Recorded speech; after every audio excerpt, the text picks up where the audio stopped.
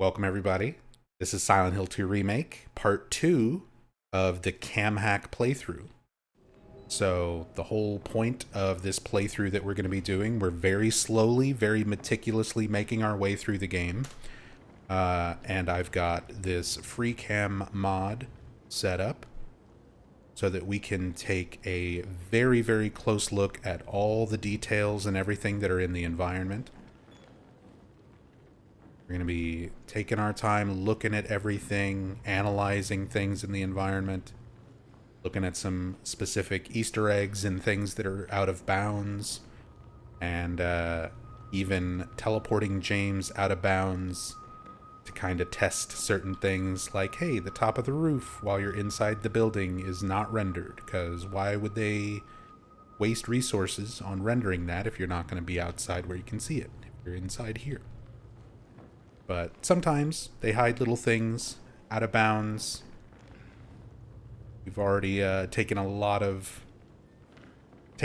at a lot of interesting things like that in the last part last night.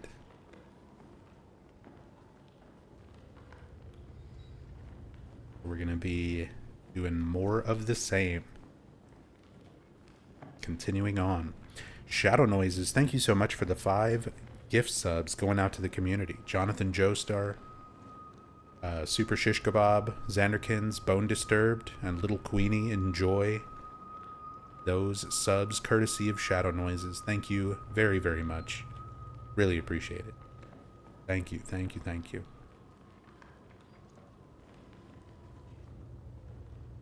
Oh, we can see in the drawers. Nothing in them.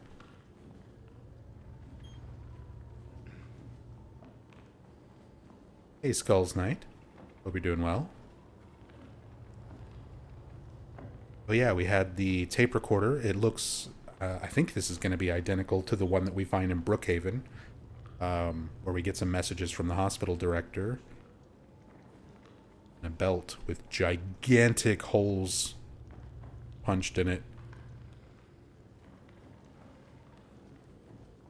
Not the same as James's belt, is it? No, his is different. His looks more normal.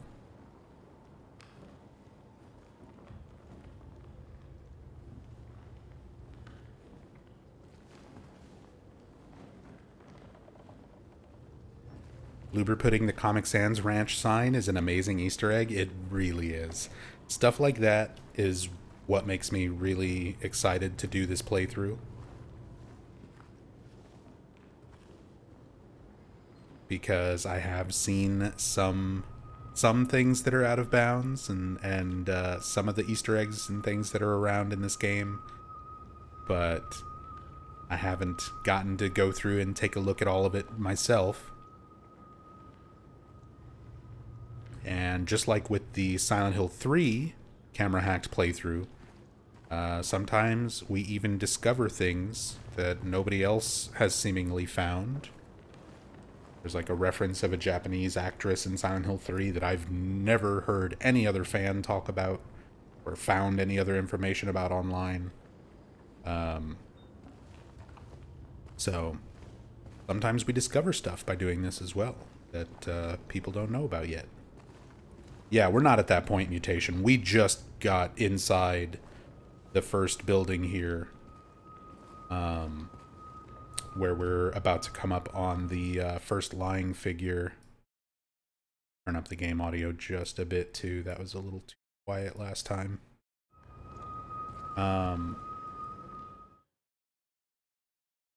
Be too much.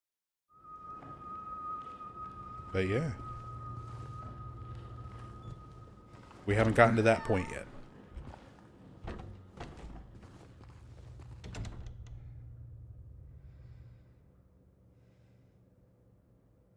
Clock, just like the majority of them, 10 past 9 and 15 seconds. Little reference to the clock puzzle in Silent Hill 2 OG.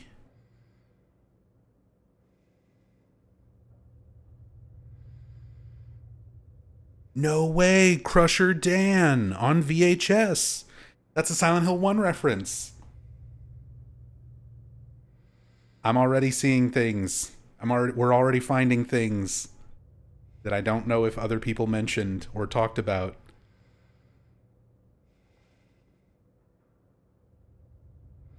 So in Silent Hill 1, in the theater, there is billboards up on top. They're very hard to see in Silent Hill 1, but there's billboards for movies that are showing at the theater, and they use um, Die Hard 2. They use the cover for Die Hard 2, and they use the cover for Raiders of the Lost Ark. The one that shows the Raiders of the Lost Ark poster is titled Shoot, and the one that shows the Die Hard 2 poster is titled Crusher Dan. So here is Crusher Dan. What an interesting and obscure reference for Bloober Team to include on this VHS label. You got multiple copies of Crusher Dan. Oh, that's great. I love that right off the bat we're finding stuff.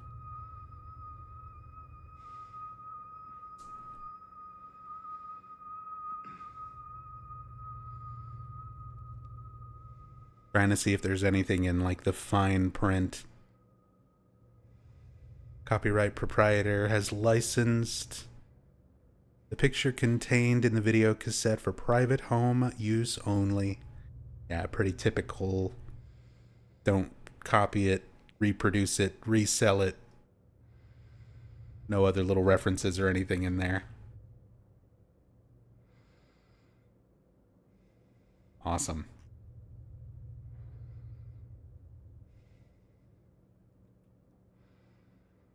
Oh yeah, the copyright date was 1999, wasn't it?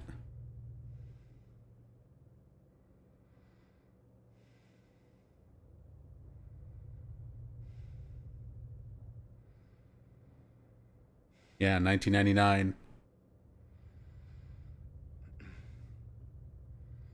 Such a good movie, you need several copies. I mean, that kind of was true for VHS back in the day. You'd have that movie that you watch so much that it just you wear the physical tape out, and then you got to get another copy. So you have like your good copy and then your copy where the tracking messes up. This one looks like it says, "Oh, it's Shoot." There's Shoot. I was talking about Shoot and Crusher Dan. There's Shoot.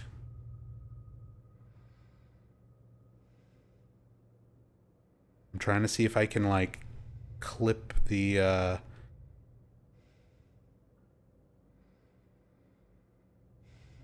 this little like bit of trash that's sitting on top of it.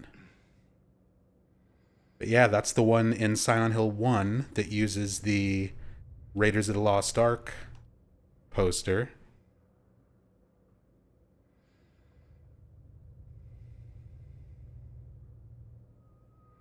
Shoot is rated PG, whereas Crusher Dan was 18.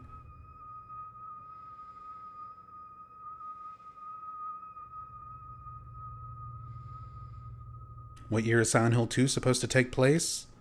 That is a subject up for much debate. There is no definitive answer.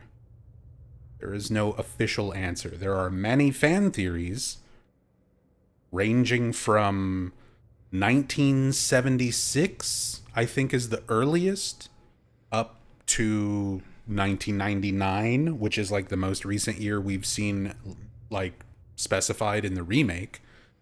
But it's different based on stuff that's in the OG, stuff that's in the remake, stuff that developers have said, technology that exists within the world and when it was released. All of these things are contradicting each other models of vehicles that are around the town. Um, so there is no definitive year that Silent Hill 2 takes place. There's no official answer to that. Sometime between 1976 and 1999.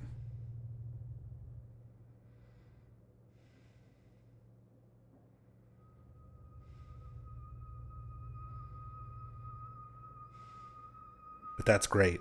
We've got Crusher Dan and we've got Shoot. Wonderful little references to Silent Hill 1 there.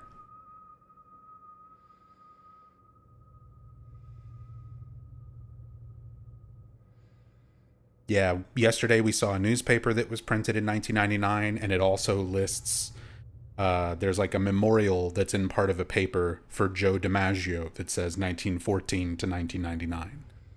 So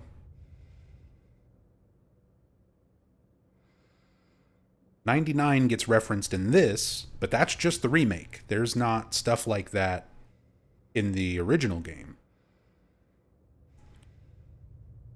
Those are new assets created just for this.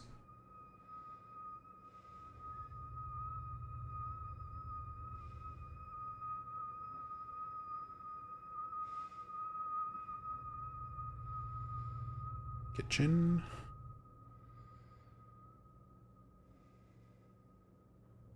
The Monsterizer. We found the Monsterizer. 99 could be a reference to when the original came out. I mean, 99 is when Silent Hill 1 came out. So they may possibly, might possibly be referencing that. This is like watching an extremely thorough boundary break. That's kind of the idea. The Monsterizer stand mixer. Love it.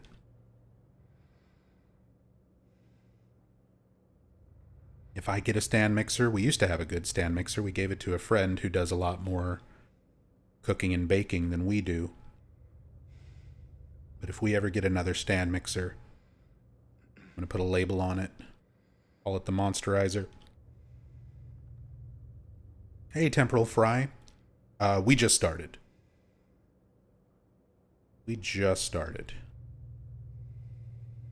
We're already finding stuff, but yeah. I've walked into one room and we're still in the process of looking at the stuff here. Gas stove, Atomics brand. Oh, there's the Monsterizer bland blender. Brand blender. I can talk. I promise. My doctor said I'm not having a stroke. Dual range, pulse, matic.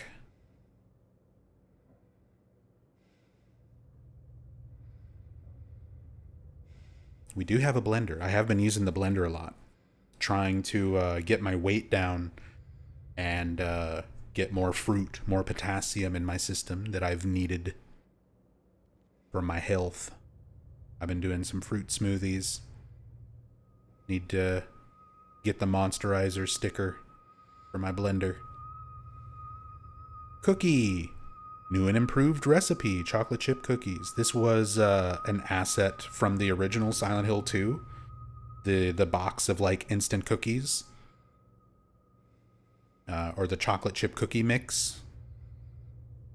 And they added new and improved recipe for the remake version of the asset. Is a cute little touch.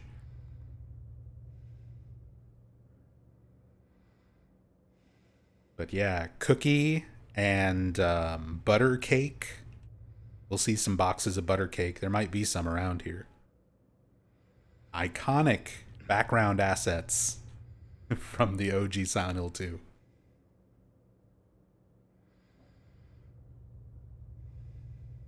Oh, I like the handprints, like finger smudges in the dirt. Coffee maker 3.B or 3.8 maybe.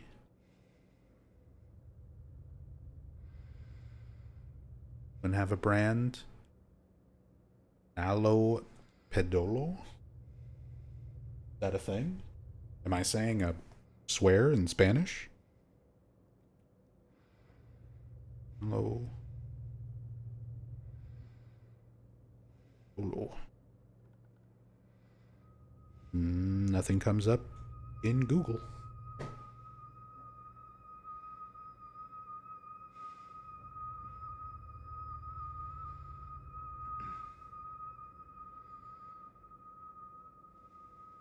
See.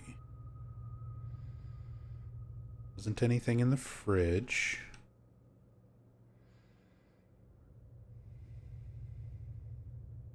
Hiding in the oven.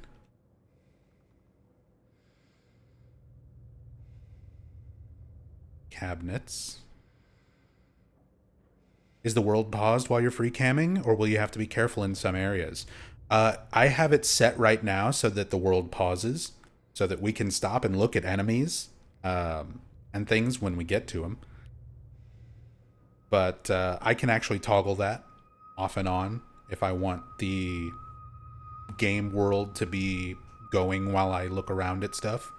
But I figure for what I'm doing, it's better to pause it so that I can really take my time and not have to worry about stuff.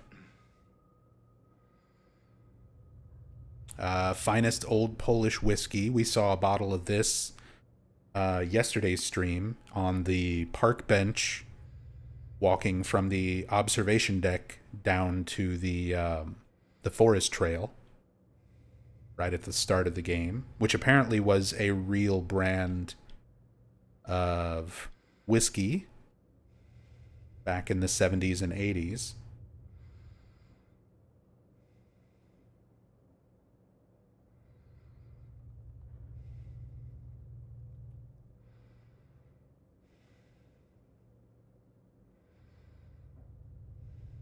Random duffel bag hanging out down here under the table.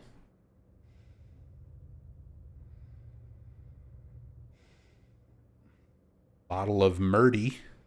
It's not Merlot. It's Murdy.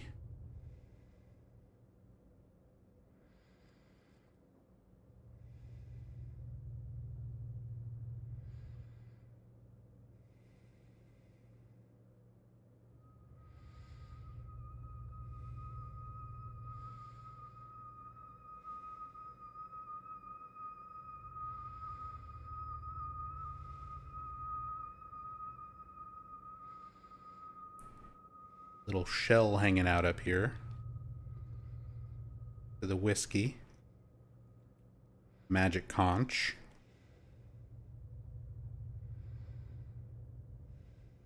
Man, that's awesome. The just finding stuff like the Monsterizer brand on the appliances, and man, the Crusher Dan and Shoot references.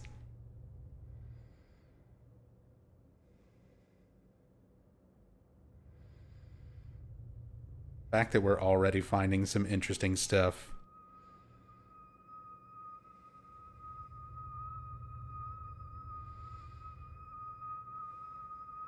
Solid white tuna, some tuna cans up here. We've seen some very like gross rusted versions of these same cans.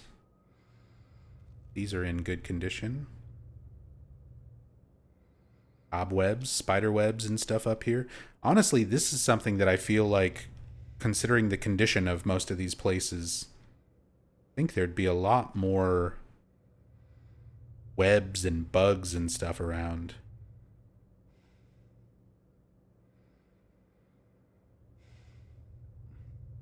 Labels on the first side of the bottles or anything. Okay.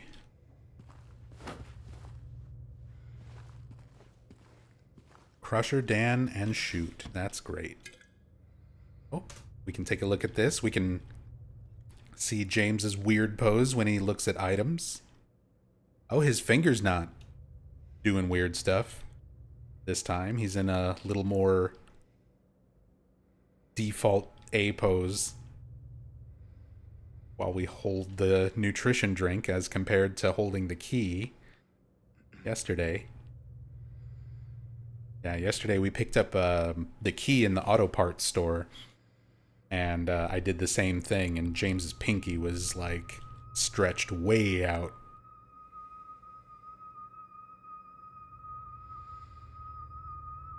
The nutritional supplement.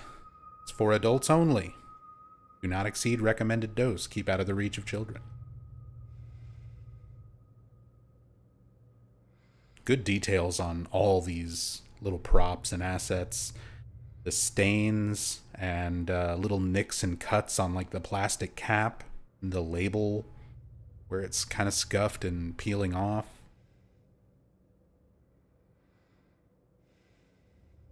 Oh, and my perspective way zoomed in. There we go.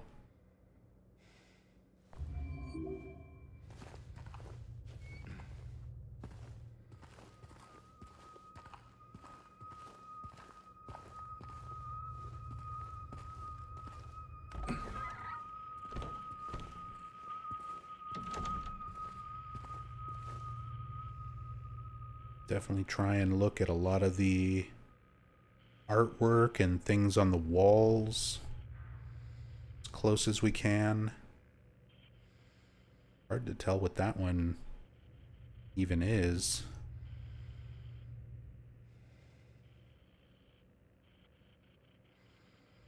But we have a signature.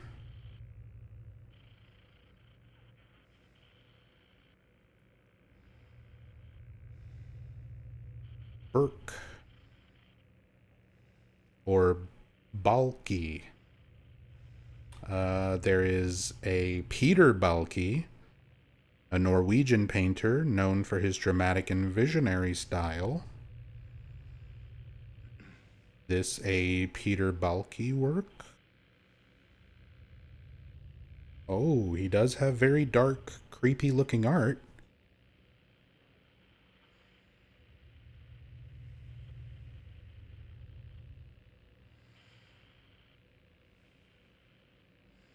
Trying to see if anything matches it. I think it is.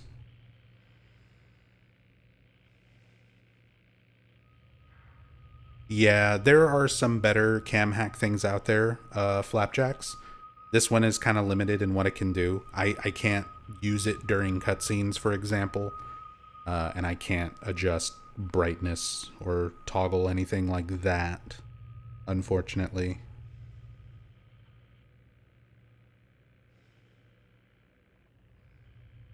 I think I may have found this painting. It might be Stormy Sea.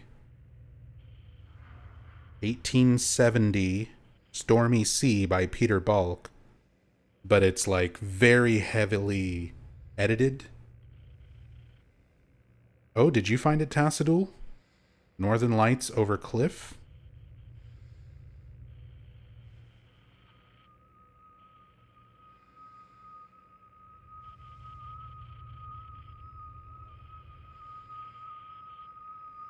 Northern Lights over Coastal Landscape. The Peter Balk Northern Lights painting. Sorry, I'm looking stuff up. Oh, that is it.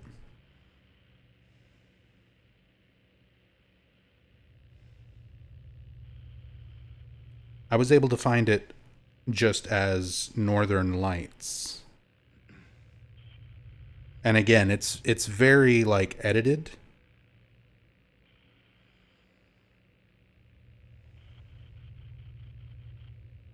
But yeah, so this is a sort of edited version of a Peter Balk painting. Northern Lights. Very cool. Try and identify a lot of these paintings and things as we come across them.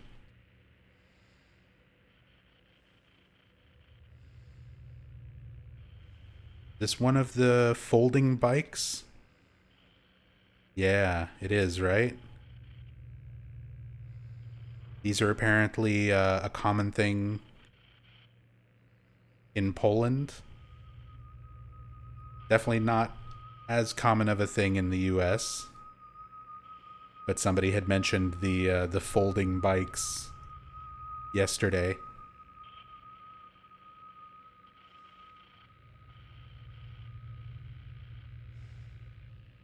Oh, camera, where did we go? We went through the wall.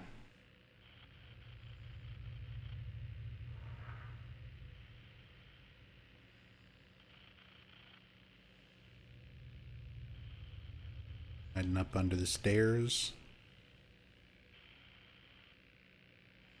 Leave info here. Visiting hours.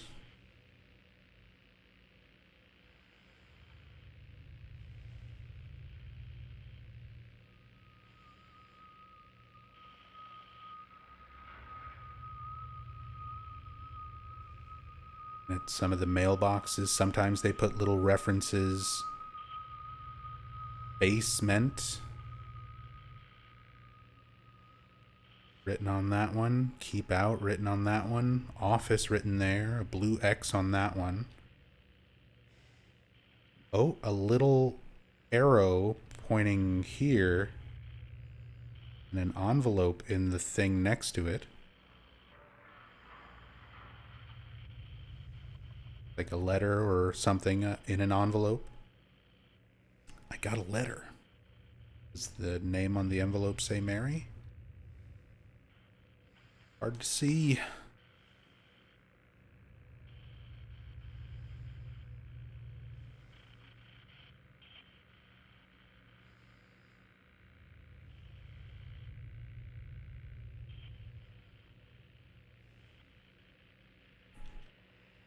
Chuma.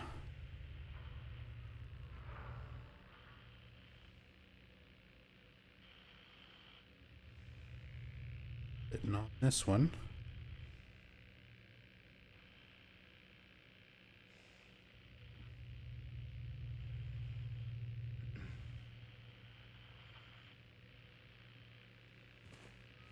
Hey, Fix the Ferns back. Haven't watched any of your Silent Hill 2 remake videos. What was your opinion of it? Did you think they did a good job? I really liked it. I really, really liked it. This game, I had extremely low expectations. I'm not a fan of Bloober Team's games, for the most part. So I was very, very concerned when it was first announced that they were going to be the ones doing the remake. And in my opinion, they did an absolutely phenomenal job. It's not perfect. I've definitely got a few very minor gripes for things in this game, but nothing that, like, ruins the experience of it. I think they did an excellent job with it. Fire safety begins with you. If there's a fire in your apartment, good luck. When you hear the fire alarm, to go or to stay, the decision is yours. I mean, usually you should probably just go. Probably the safer of the two options. If you're just like, sometimes you're just cooking, trying to make some burgers, some oil or grease gets on the burner, then you just, whatever. Then the decision is yours. If you decide to leave the building, you're to do so screaming, waving your arms around. The safest method. Upload washer operating instructions. Add detergent, load laundry, close lid, set fabric. Set fabric selector. Set wash temperature. Choose cycle type. Make payment. Press start. Oh, there's the back of James's neck.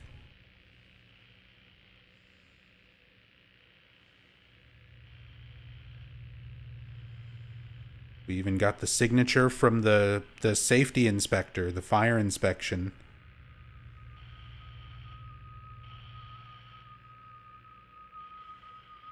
Been inspected by Smith.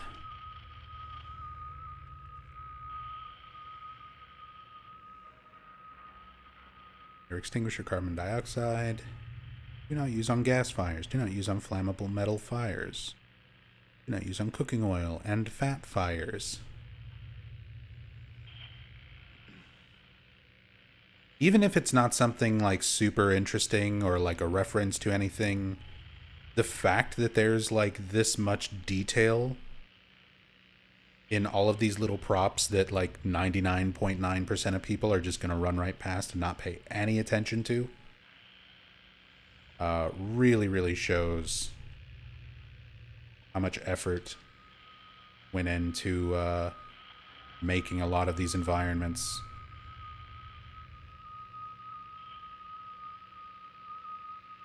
Keep door closed. I mean, got trash stacked up on both sides. I don't think it's going anywhere.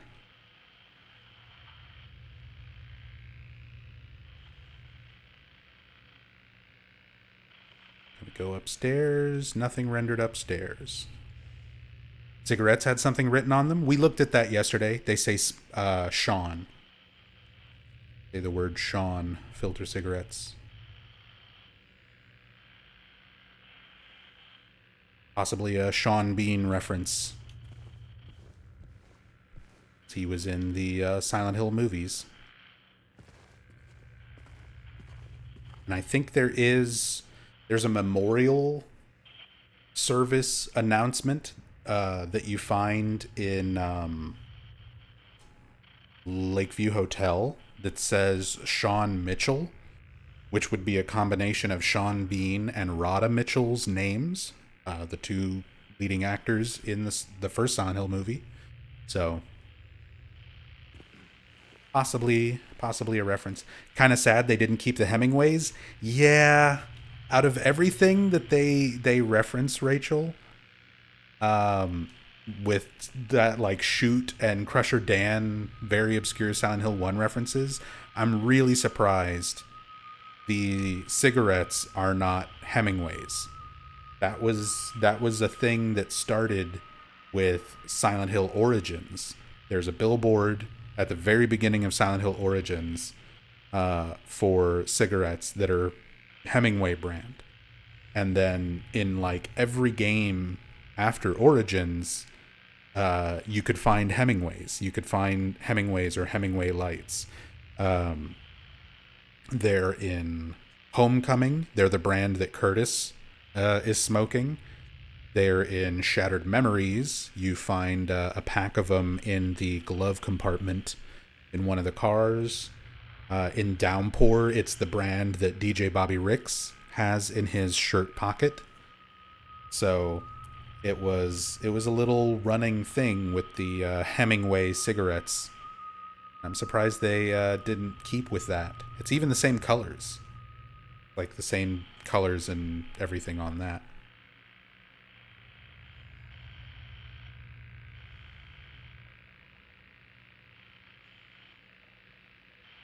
Oh my god, I wish there was an easier way to set this.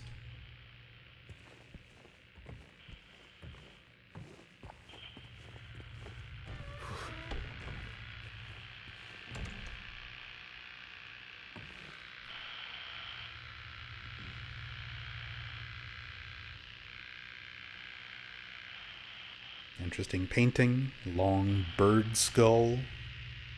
Eggs in a vase. Let's see, I think this is also a painting.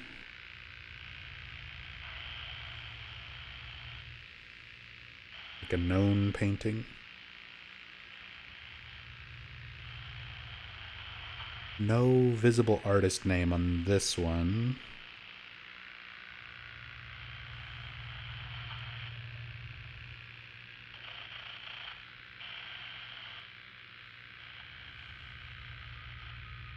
I'm not going to spend too long sitting here looking stuff up on my phone while everyone just stares at that. So, if you want to reverse image search it, feel free. Otherwise, that's pretty much what I'll be doing after the stream.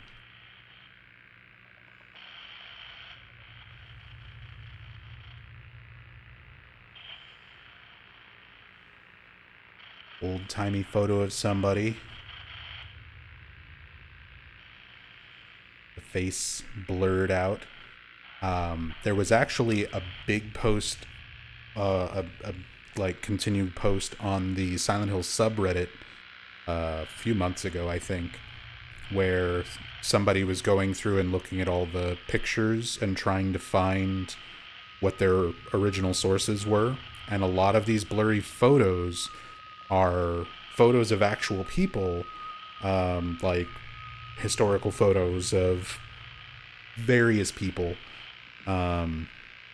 that are being pulled, their public domain, that are being pulled from the Library of Congress. So this is most likely one of those like random pictures, public domain pictures. They use a lot of them, especially when we get to like Brookhaven. A lot of the like classic medical photos are public domain from the Library of Congress. Photos of old medical facilities and nurses and doctors in their old-timey garb, which are then like edited like that to be creepy, blur out the face and details.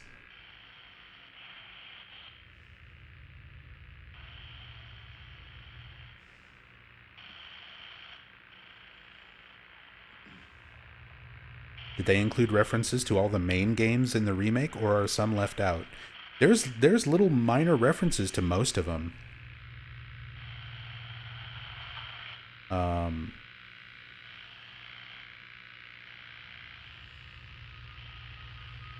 There's probably some that are left out. I don't remember if there's a direct like Book of Memories reference. There may have been. But yeah, a lot of them a lot of the main stuff does get referenced. There's definitely a 3 reference. There's kind of a 4 reference. We just saw some Silent Hill 1 references in the other room. Divide cans, Colombian specialty fruit, raspberries in heavy syrup. Will there be a light bulb? Show me light bulbs.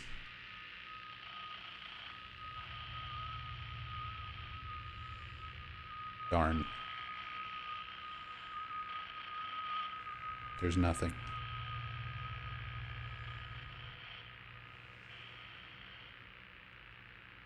If they stick a light bulb in a random can like this at some point in the game,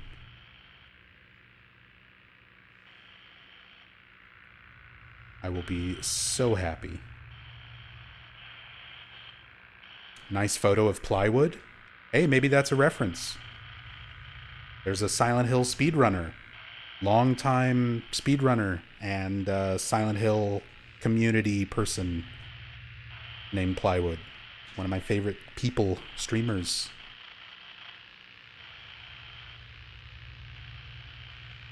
Here's the Plywood shout out.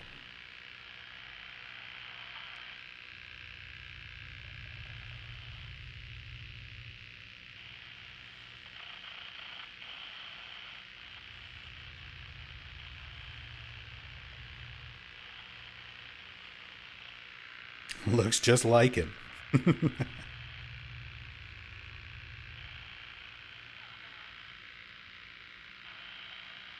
Crumpler International. We saw those boxes earlier. And nothing rendered in these. Lakeview Farms. Roast Beth.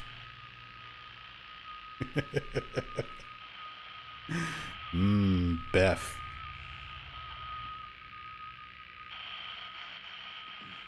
Gonna go to Lakeview Farms and get some canned roast beef. Fully cooked, no water added, no preservatives. Is there a can, or is there a bulb in the can? No bulb. No bulb in the can of beef.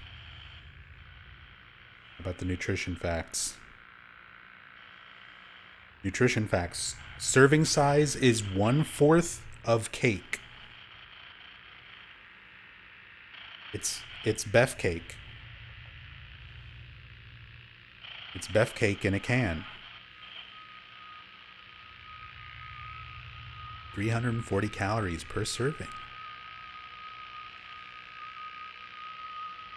Look at all that sodium. I can't have that sodium.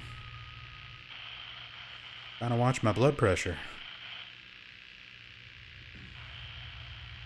That's funny. Roast Bef.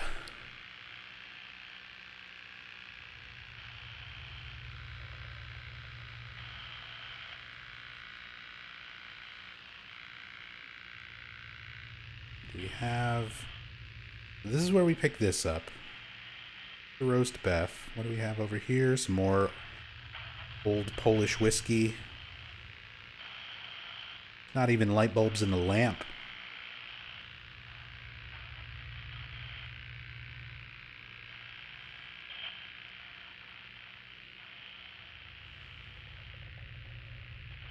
I wonder at what point they spawn the lying figure in. Because they don't have a model just like sitting over here. Envelope sitting on a book. Oh. Old photo. Woman holding a creepy baby.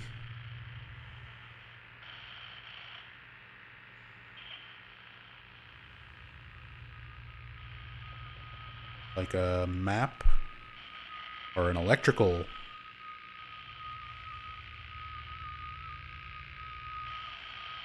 schematic.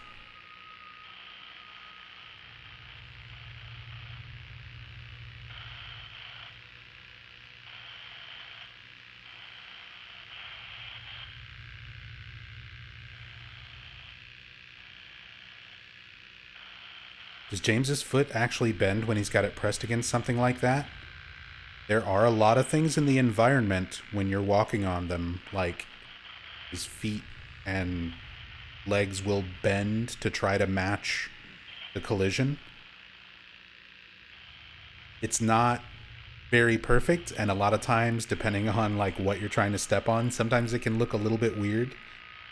But he does like somewhat react to changes in elevation and stuff like that in the environments when you're walking. Even in a lot of modern games, that's not a very common detail. This happy couple. Their creepy child.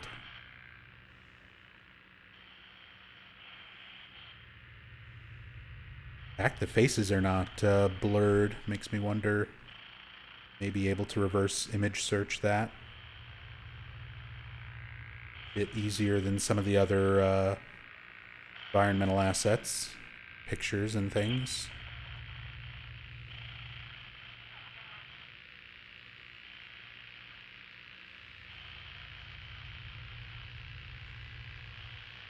Kind of remind me of the couple from PT. Yeah, a little bit.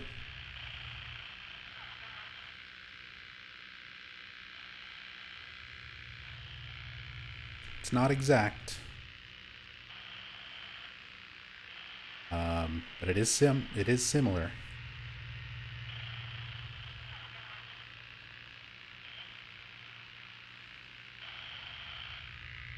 Volume.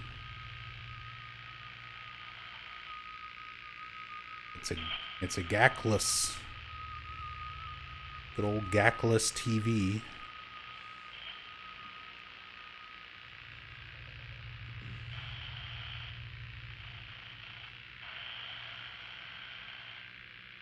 Can hear those dials being turned on the TV. Oh yeah, we used to have one. We used to have one not too different from that.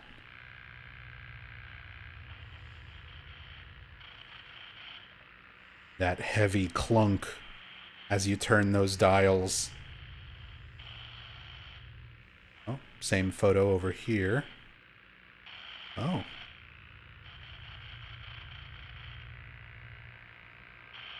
And they all died of tuberculosis.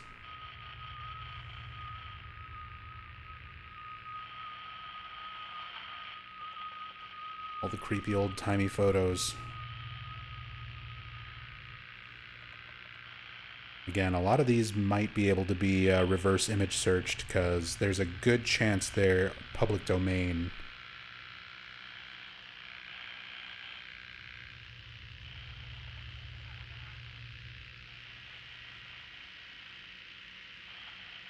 A bit hard to adjust the camera sometimes for some of these things.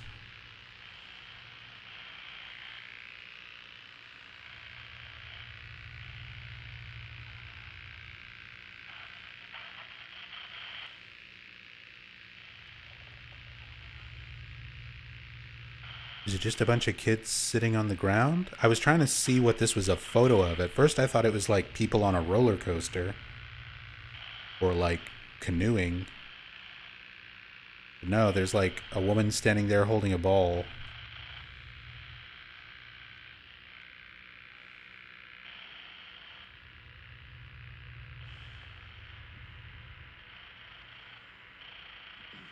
Interesting.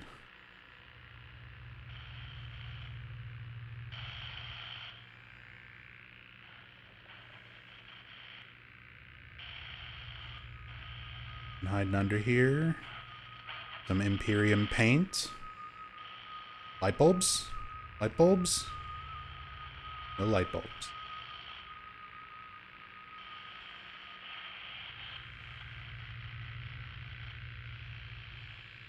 Alright. Go ahead and get this cutscene triggered.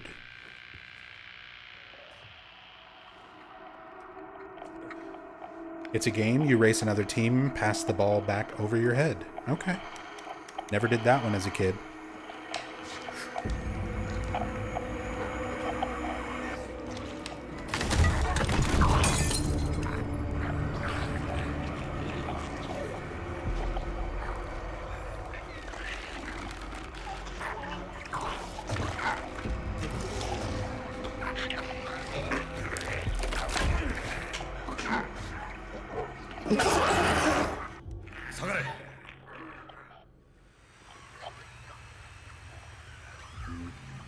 Freeze this so we can take a look at the flying figure. We were looking at one last time.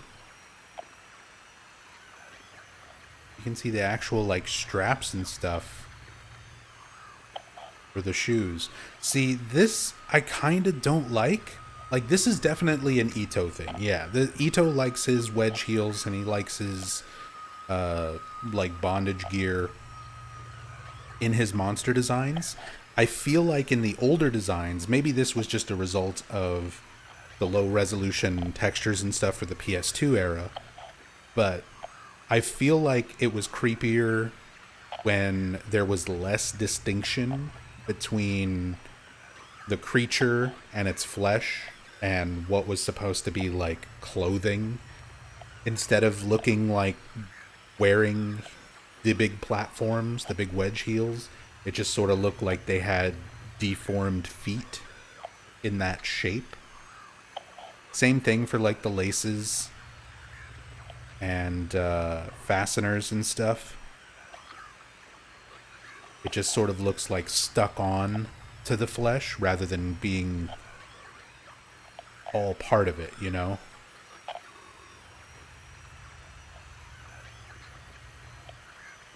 Not that these designs are bad. Like, this enemy, like, they all the enemy redesigns in this game still look great.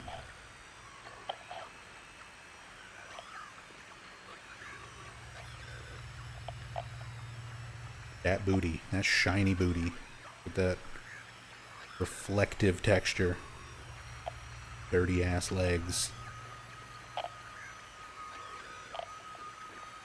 The part coming out from here on the thighs is all like bruised and rotted. Yeah, even if I prefer some aspects of the older designs over this, still a great great enemy design. Oh yeah.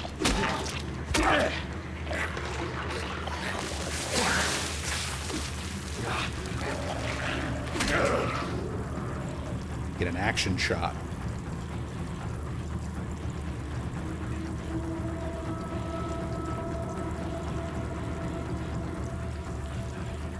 There you go. There's a thumbnail.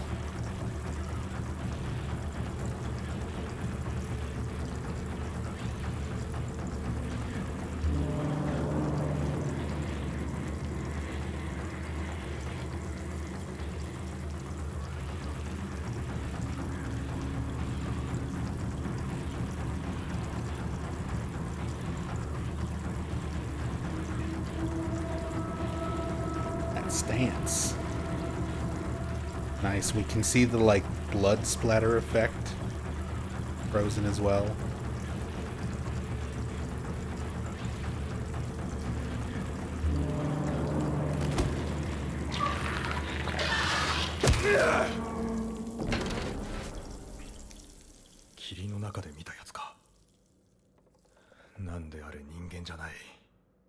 Ningen janai.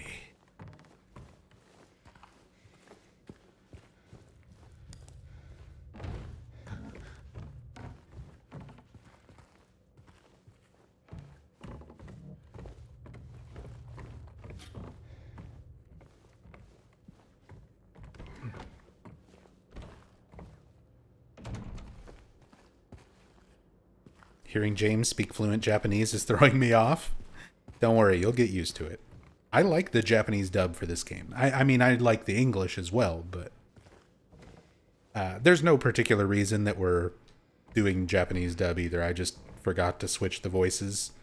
And last time I played this game on PC was when I was recording the playthrough to compare the Japanese dialogue and English dialogue for all the cutscenes. So if you want to see that video, it's up on my YouTube from a couple months ago or last month, whatever.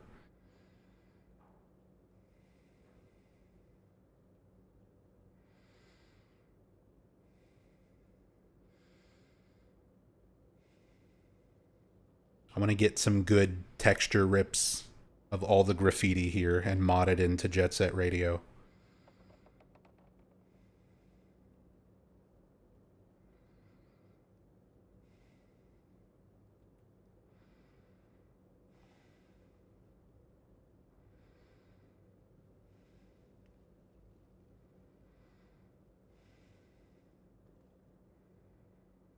Insomnia. More repeated graffiti designs and stuff that we've seen already. But still just enjoy checking them out. See if we notice anything different. That pillow sitting on the chair. Got the kitchen. Flipping outside. Nothing hiding in the drawers.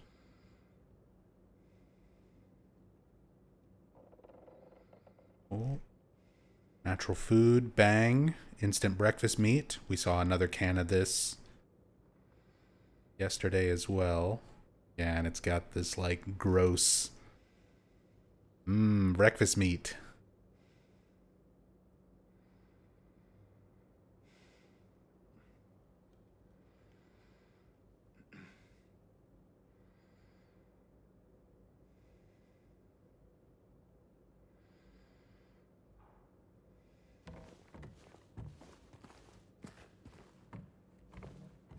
I think I'll just stick to the roast beef.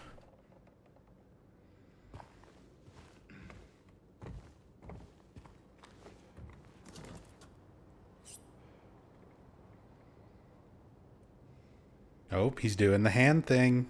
It's not quite as... Nah, it's not like hyperextended like it was when he picked up the key. Curious, because he has like a slightly different pose every time we pick up different items. Gonna have to check that on all of these. Look at this perfectly safe to use syringe. Oh man, even the fucking tip of the needle is actually like hollow. Shows that little opening. Yeah, the needle itself is so fucking rusted and gross looking. I think kind of make out.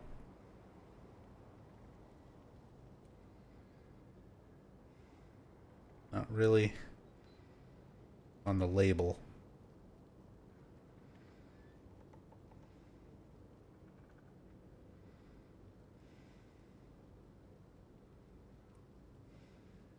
Something UNDO.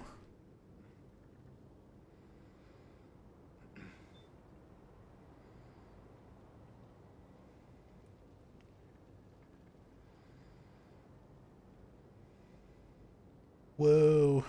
I love changing the perspective for this. Oh.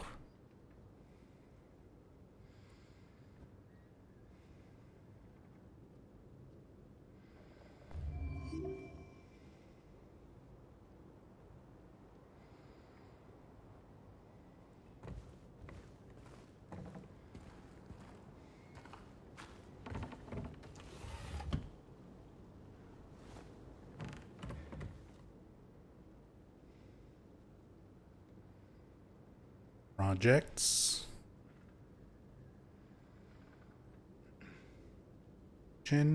Medical dictionary.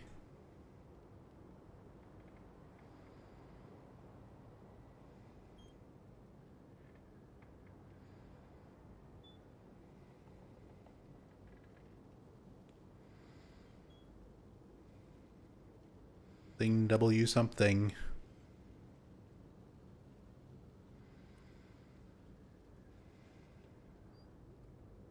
Ramat, Ramat, W.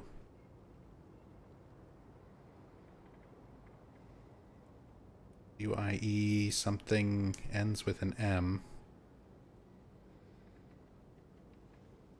Yeah, it's like the texture isn't properly fitted to that. Oh, the same thing is on the other book next to it. Yeah, same texture. It's kind of cut off at the same spot too.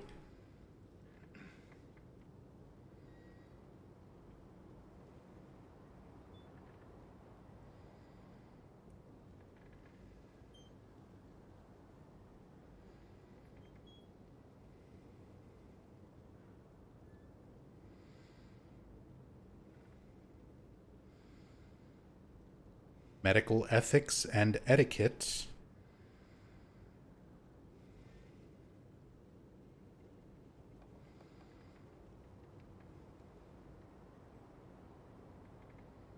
Several medical books. Radiology.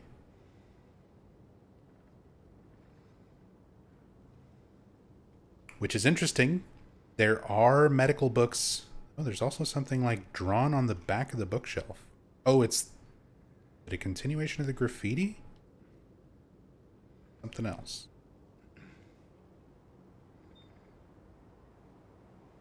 But yeah, in the original Silent Hill 2, there is a medical book in the Lakeview Hotel that you can find. And James comments on it. How he's like, yeah, I read medical books like this. They didn't help. In reference to, Mary's condition. Kind of expressed his disappointment.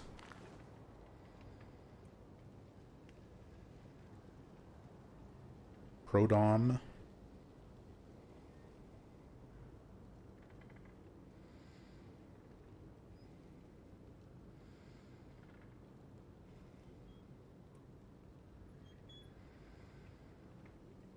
Nothing in the boxes.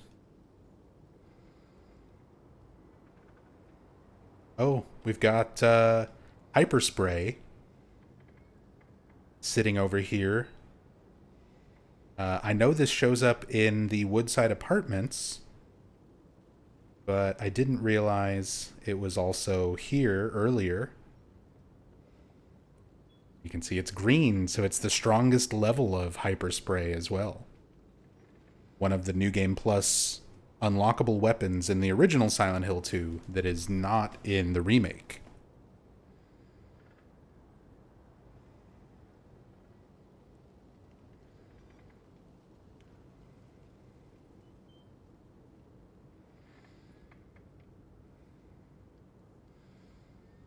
Extremely flammable. Extremely inflammable.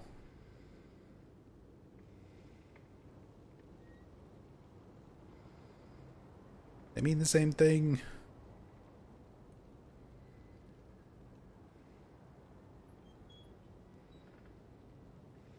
Pretty typical first aid.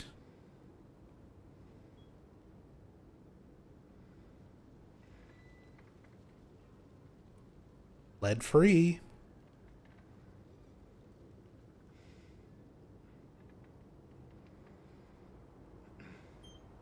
Gotta make sure your paint is lead free. Yeah, this one says hyperspray as well. Another can of it.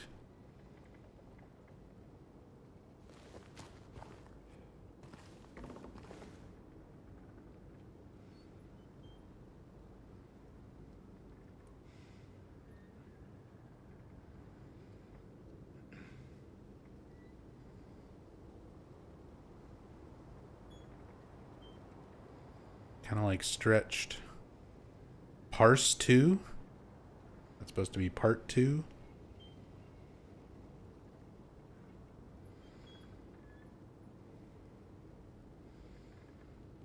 Everything else is a little too stretched to make out.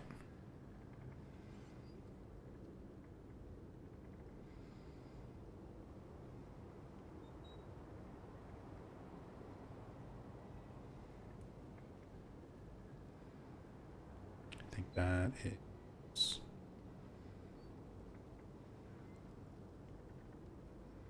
Yeah, the ethics and etiquette book. Same book there.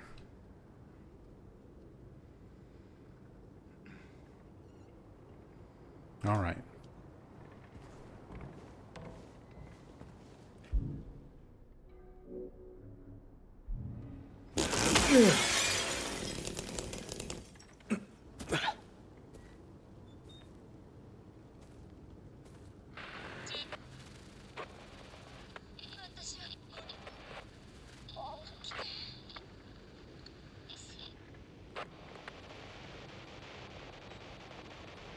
Oh, look at the shutter above him, like blowing open in the wind. Normally you don't see that. The camera angle's pulled out a little bit further than it is by default.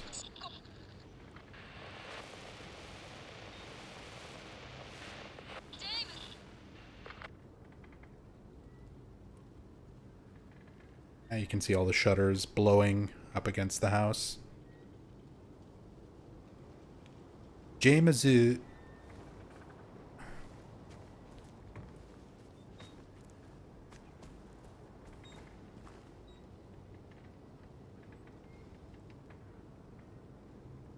Do not have a second floor rendered. Cool to see, though.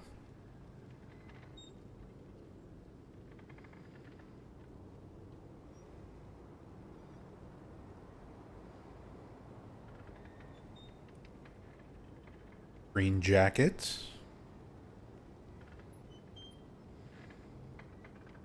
Not quite a James jacket. Bit different. Maybe more of like a zip-up shirt.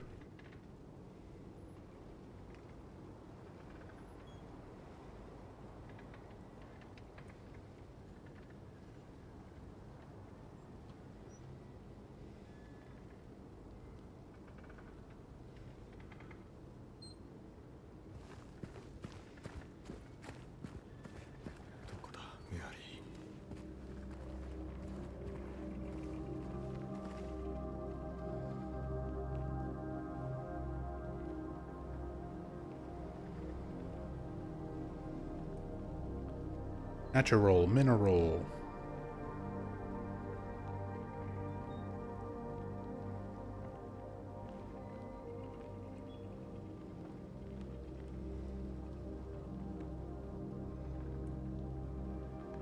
Mineral, so it's supposed to be like mineral water.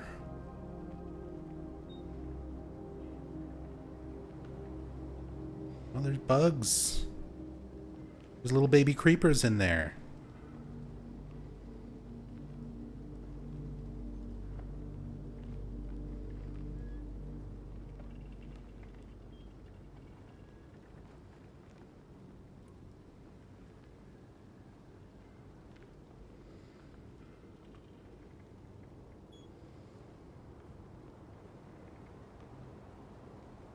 That's cool. Hang on, are those actually animated? Are those moving? They are. Roaches crawling around on everything.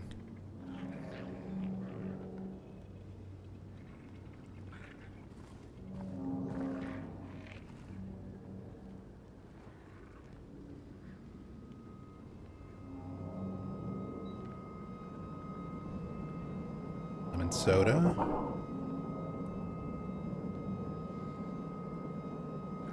Yeah, I don't know if I caught that detail on my previous playthroughs either.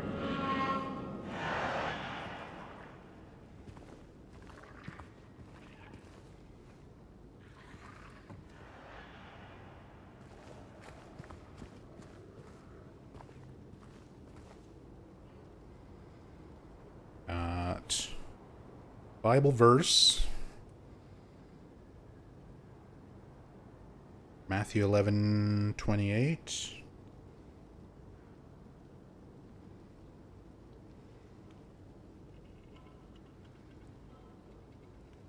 Come to me, all you who are weary and burdened, and I will give you rest.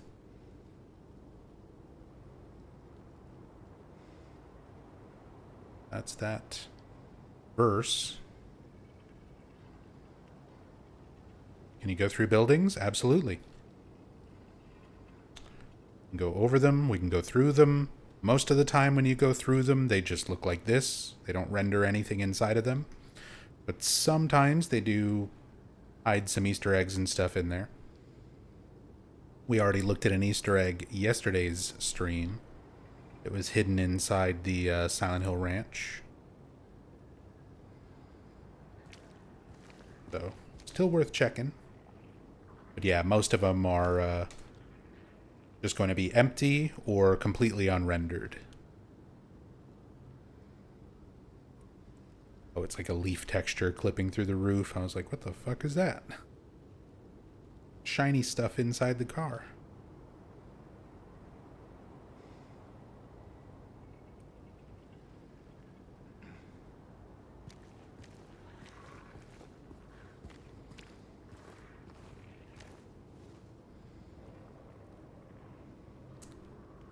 It's funny.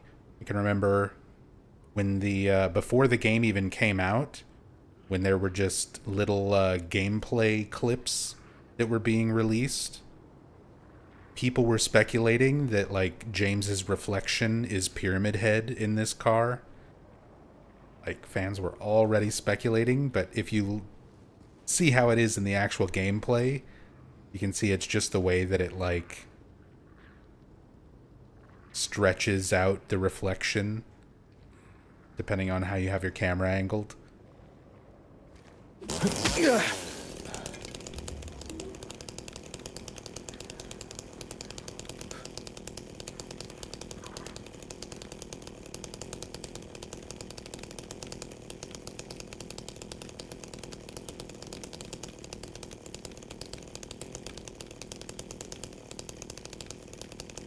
Bunch of rusted cans. No light bulbs, no light bulbs. Light bulbs.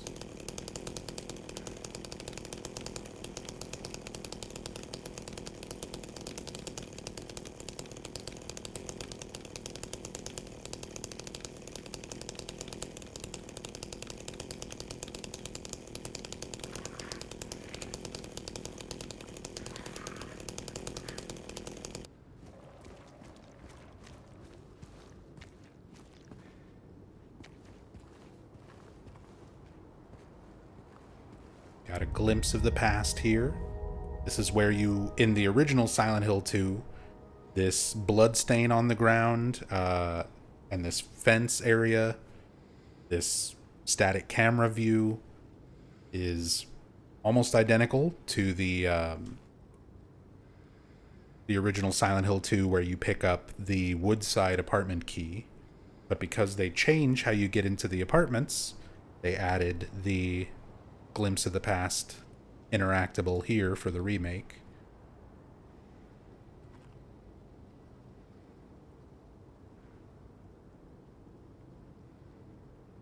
How do I get the chainsaw? New Game Plus.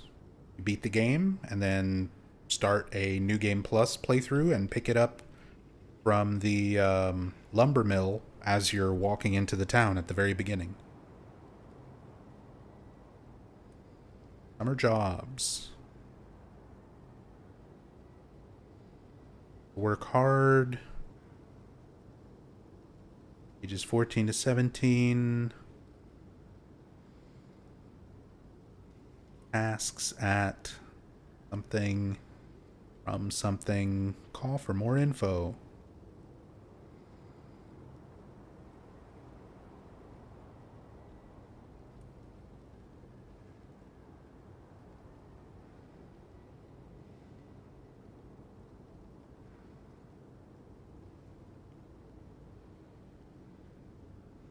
Have I watched the GTA 6 trailer? Nah.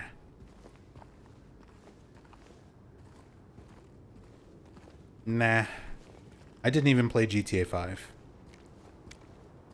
4 was the last one I played. Used to be super into the GTA, like, 3, Vice City, San Andreas, when I was younger. I just don't really get into those games as much anymore.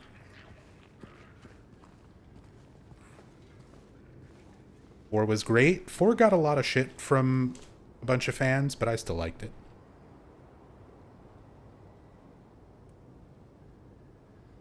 Have you at least played Red Dead Redemption? Undead Nightmares. I have played that, and I have played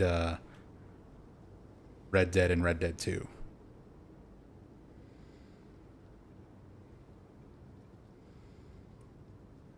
Didn't know there was a part 1 to the camera hack playthrough? Yep, just from last night. The VOD's up on YouTube and here on Twitch if you want to check it out. At any point when you want to catch up. Oh. Oh, interesting. The license plate's not on this van. On the outside. But it's inside the van here. It's the same Ephesians one that we found on the white van on the observation deck. But for some reason it's not there. It's like inside the van on this one. Wonder if the front plate is also like stuck inside somewhere.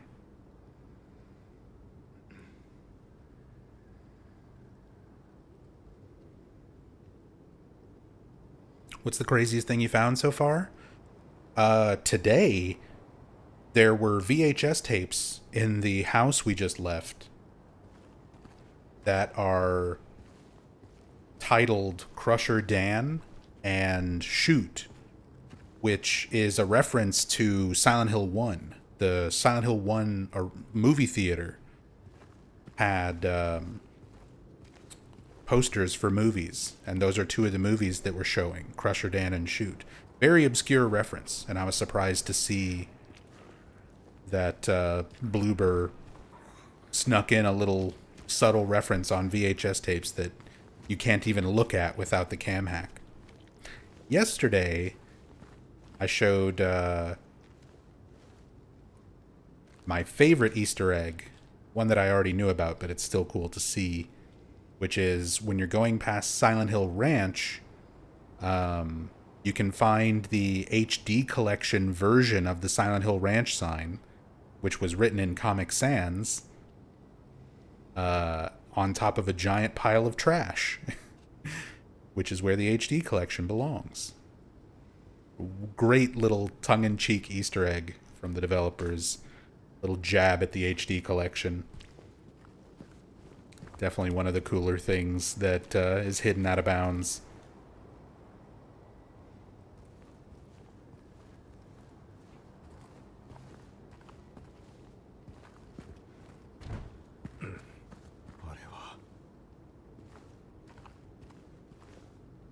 Take a close look at the James corpse. The mutilated James corpse. Did a really good job with it, although you can even see like the hair texture and stuff matches James. even with all the cinnamon goop all over him.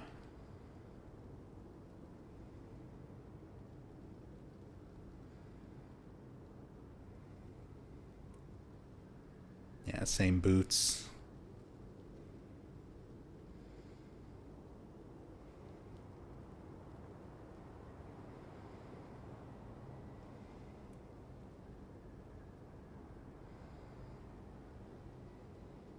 Same outfit, same James. Just like in the original, you start finding James corpses everywhere. And somebody had brought up like what the theory is behind those. Not just a theory, it's something that has been confirmed by developers what their intention was for the original game. Everything that is being encountered, like everything that James is seeing as he goes through Silent Hill, is being projected from his own mind.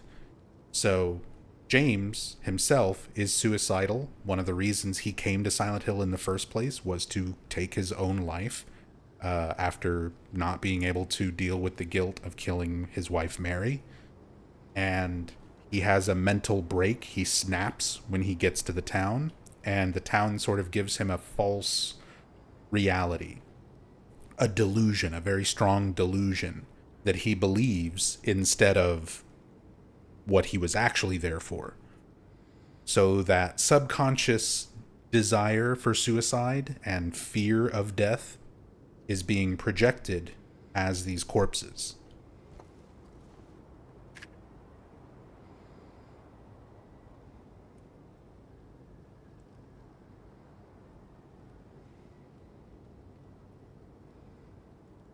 But a lot of fans, they want it to mean other things. They want it to be confirmation of the loop theory. If they like believing in loop theory, then sure. They want it to be, I think someone mentioned like Eddie's killing, what he views as bullies, which could be the case for the corpses that we see later on in the labyrinth when we actually fight Eddie, but is not likely to be the case with these. So, but hey, there's a lot of stuff like that in these games where if it's more fun for you to believe a fan theory headcanon and you find that more enjoyable, then go for it.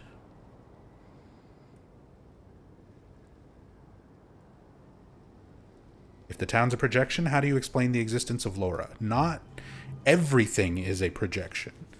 Reality is here. He is physically here. Angela is real and physically here. So is Eddie. So is Laura. That's all been confirmed by the developers. It's not just imaginary. Think of it as reality around him being painted by his subconscious. Things are not actually this deteriorated, but he's thinking of Mary and her illness and how it deteriorated her body. So that projects onto reality around him. It doesn't completely take him out of reality. It doesn't make everything he's seeing just a hallucination. There are still real places, real people, real aspects to what he's experiencing. But it's all the way he's perceiving reality is not accurate to another person's perspective. Any outside perspective would not see the same things that James and us as the player are seeing.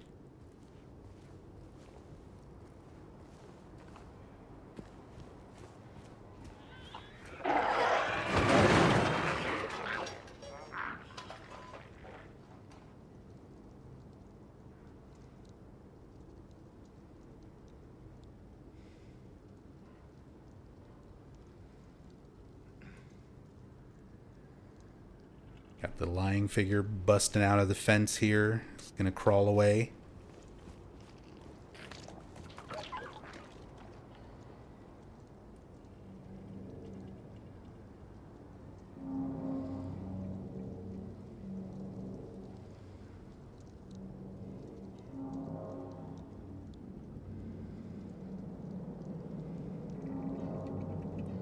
Cool shot.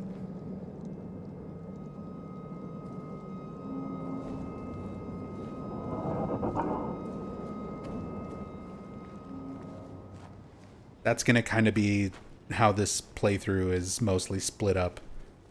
A lot of free cam to examine things and try to look for details and analyze stuff. And then also just getting cool shots because this game doesn't have photo mode.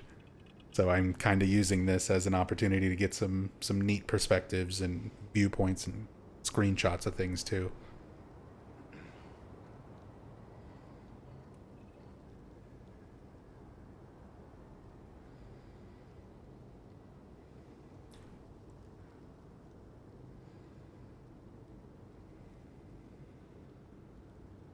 If you're reading this, leave. This place is not what it seems. Sometimes you just have to look behind.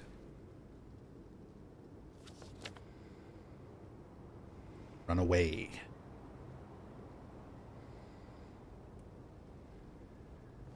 Kind of combining a few of the notes that you find in the original Silent Hill 2 into just this one.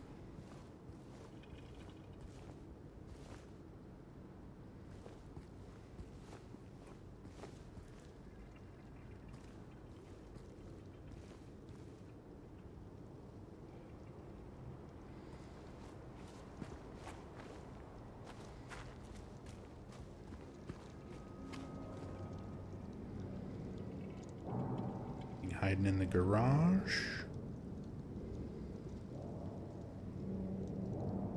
Heading up on the roof.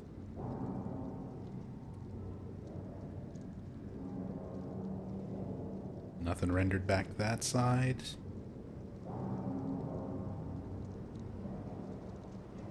These yards and things we've already been through. Just over on this side of it now. Isn't the real town still somewhat deteriorated, though, like the burned-out hotel? Do we know for sure what the true state of Silent Hill is? Was it the devs' intent to keep it ambiguous? Devs intended to keep it ambiguous.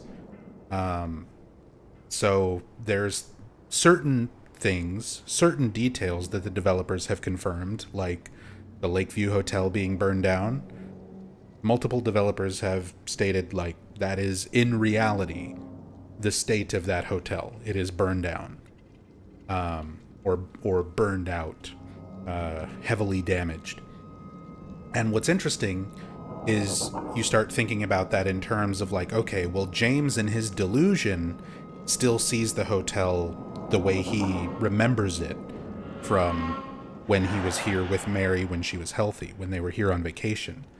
Laura, who was confirmed by the developers to also be real, is also running around that same hotel and doesn't seem to be reacting to it as though it's all burned. So even for somebody like Laura, who is not seeing monsters, because the developers have said that Laura doesn't see the monsters and things like that, that the town is just empty, she's still experiencing part of the delusion, either from herself or from being in proximity to James, because she's still running around like the hotel the way he sees it too. So there's things like that that kind of leave you questioning certain aspects of the story, that's left ambiguous. There's also just the way things are referred to in different games and different sort of points in an overall timeline, because there is no set concrete timeline for the Silent Hill series. It wasn't made that way. It wasn't written to be a series of connecting points. It was originally just a standalone game when they made Silent Hill 1. That game did well, so they made a sequel. Silent Hill 2 was meant to be kind of an anthology game that doesn't connect to 1 in any way. It's its own separate thing. That game did well, but a lot of fans didn't like that it wasn't a continuation of the story of 1, so they made Silent Hill 3, which was a continuation of the story of Silent Hill 1. And if you look at it in those sort of terms, of like, well, let's assume that Silent Hill 2 happens before Silent Hill 3, right? Well, the technology in Brookhaven, you go to Brookhaven in 2, you go to Brookhaven in 3. When you go in 2, in the original, most of the doctor's offices have typewriters in them. Those are replaced with computers in Silent Hill 3. So is the town actually abandoned? Or is it still functioning and there are still people like upgrading the technology? All of that is left very, very open and ambiguous. And at the end of the day, it doesn't really matter. A timeline of events doesn't really matter for what is mostly an anthology series of standalone stories. They reference each other.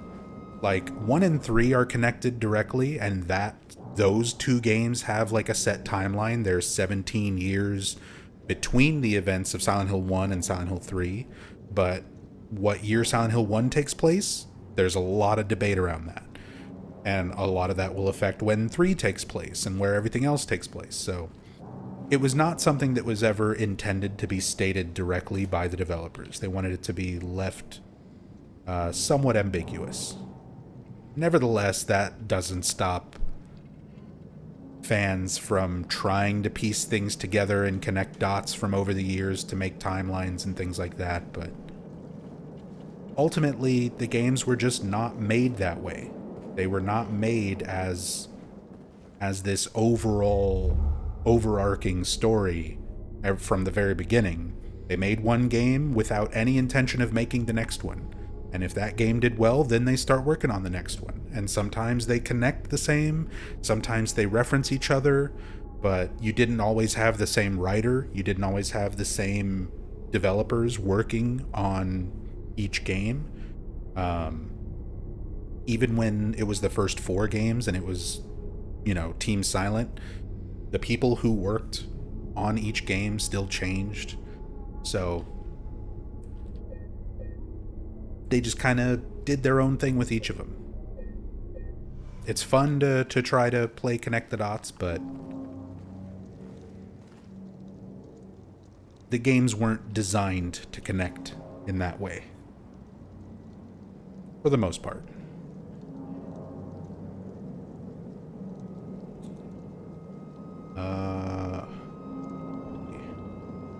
This is another Bible verse.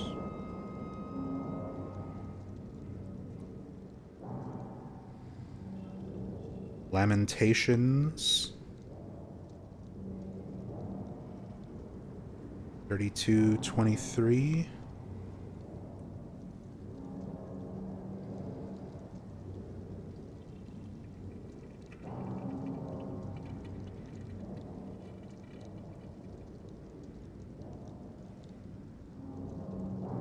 Or 3:22, and they are new every morning. Great is your faithfulness.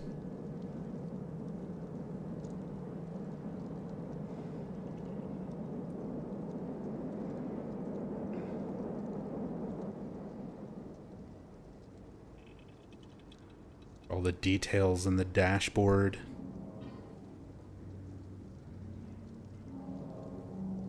And the fact that these are all like different for each of the car models. Very little like reusage. A lot of these assets.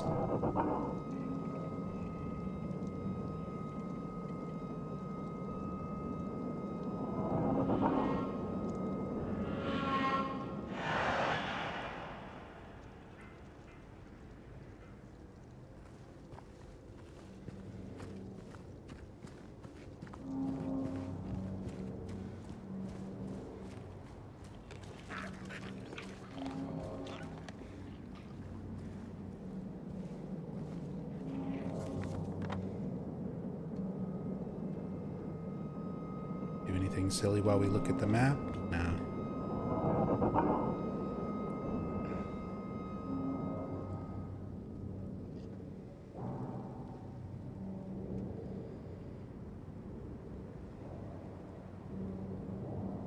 Did I break zoom?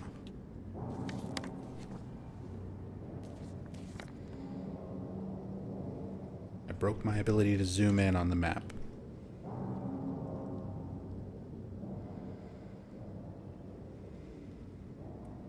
That's okay. We can manually zoom with the camera.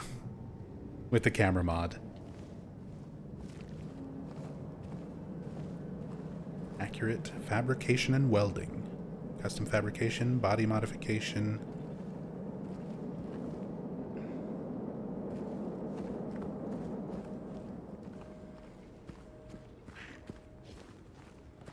P's Italian restaurant.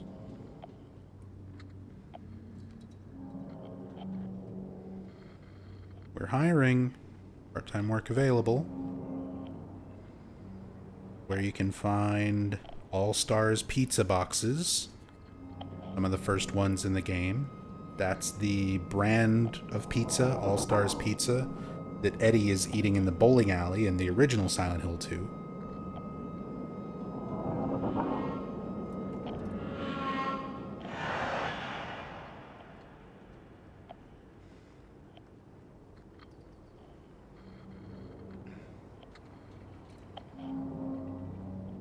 Nothing else rendered inside the restaurant itself.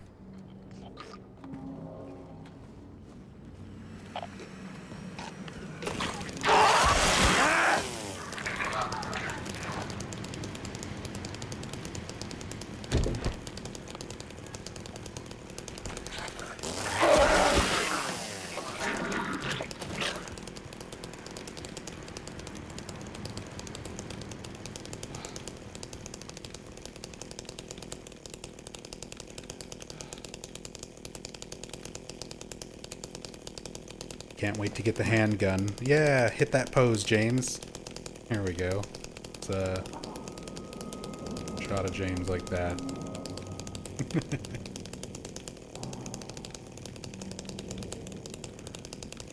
James would do a similar thing in the original Silent Hill 2. He doesn't quite cross his leg so dramatically, but he would like put his hand on his hip and lean on the chainsaw as one of the idle animations in the original Silent Hill 2. So if you were ever wondering like why James does this when you're using the chainsaw in the remake, that's why. It's a little reference to the OG.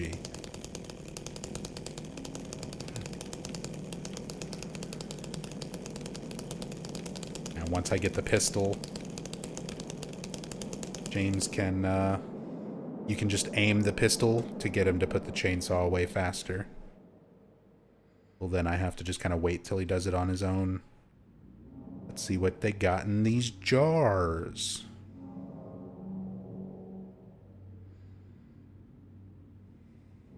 Okra? Ginger? Red peppers?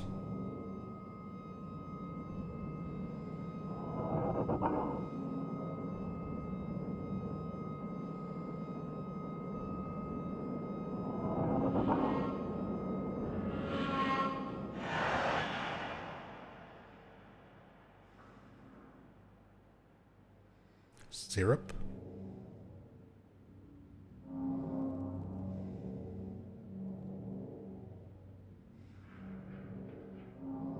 Hill Brewery?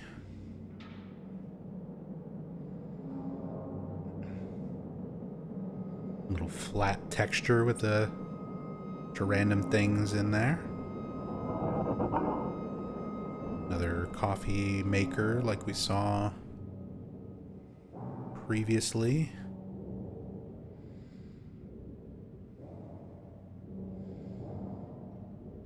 Extension cable. Kind of cable.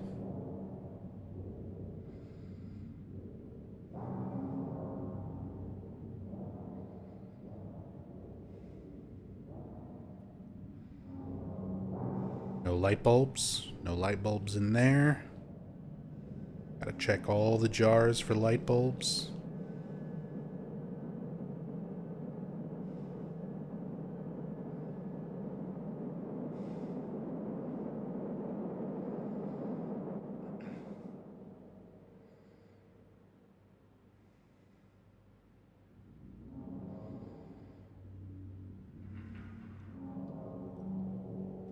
Okay.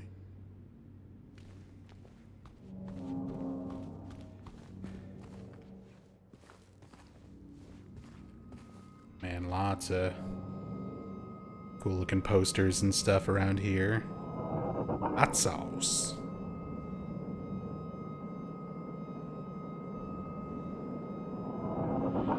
There's got to be one can of fresh light bulbs somewhere. I mean, with everything else that there has been little references to, I would be really surprised if there's not canned light bulbs somewhere hidden in this game. I feel like Bloober would have to acknowledge it, even if it's a weird little Easter egg that requires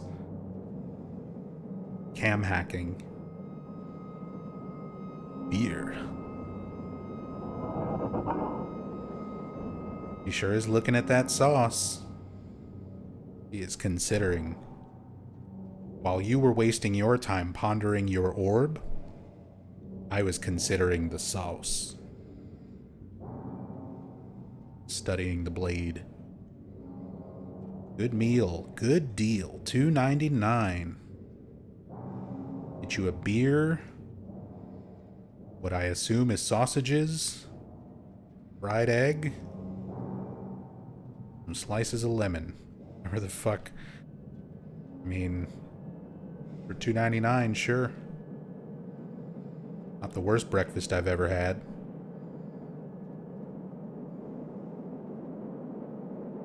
Breakfast. Eggs, sausage, toast, croissant. Yeah, croissant. It's fresh. Also, an egg in a little egg holder. None of us barbaric Americans do this. That's how you can tell this was made by a Polish studio.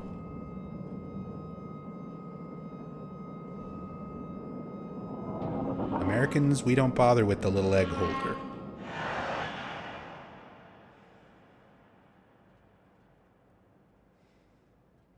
Delicios. Chicken dinners.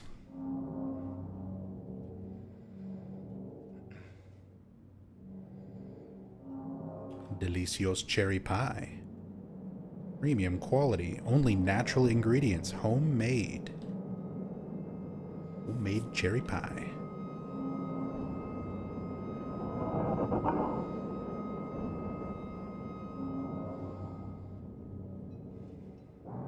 Menu, American dishes, open at all hours. Oh, good. In case there was any doubt that the diner carries...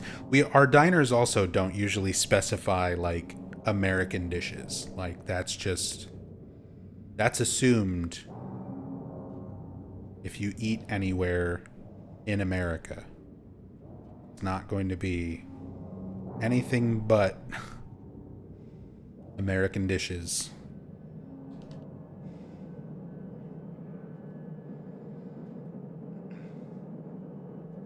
But I've definitely been to some restaurants in Japan that tout having American food, American dishes.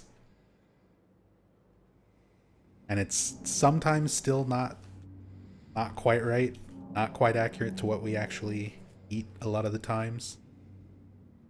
Usually it's better, in a lot of cases, to be honest. Fast food. Eat since 1986.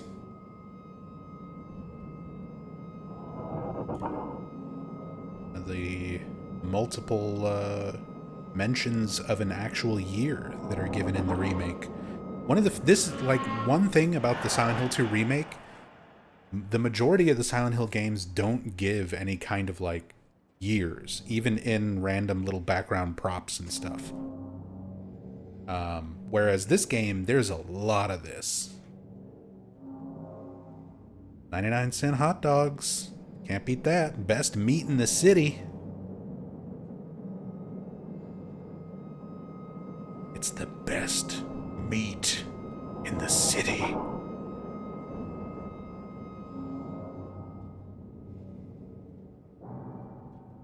I'm delicious. Drink me.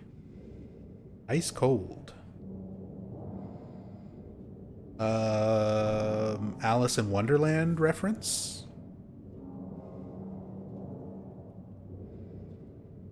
Which would be interesting because there's a diner in Silent Hill Shattered Memories that also has a Drink Me advertisement. And the diner itself is Alice in Wonderland themed. which in itself is a reference to Silent Hill 1, where there is a puzzle featuring Alice in Wonderland characters on colored plates that you have to put in a certain order in Alchemilla Hospital. And the reason for that is everything in Silent Hill 1 is being projected into the other world by Alessa's subconscious. So all of her favorite fairy tales and storybooks are projecting themselves as like the puzzles and keys and things like that that you encounter. Hamburgers, only $1. Delicious 100% beef. Where's my beef? What if I want some beef on there?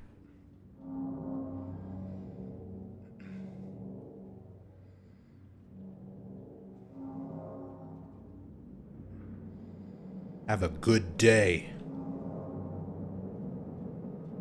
It is not a request. This.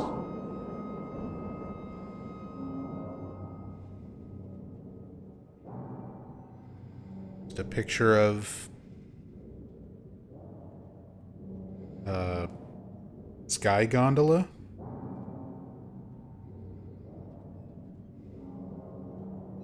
Ski lift?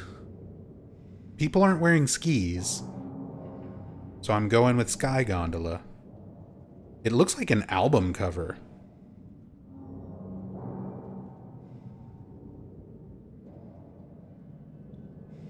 The way like everything is there, it looks like a vinyl. I'm doing a quick search for sky gondola album cover.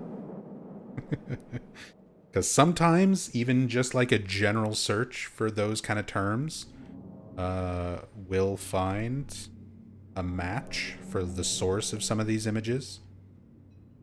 But not this time. I'll have to reverse image search it.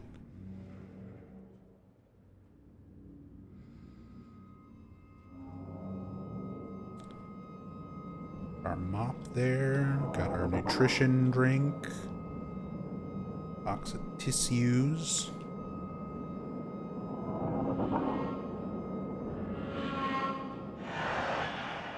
The ashtrays. I love the attention to detail with the ashtrays. They've got various degrees of burned up or crumpled cigarettes. Some of them, it's like smoked all the way down to the butt and like stamped out. Some of them, it's like mostly a whole cigarette. There's bottle caps mixed in.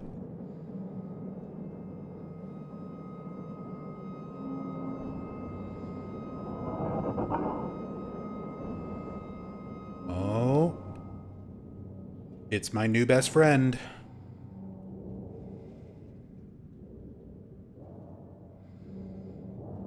Look at that dog.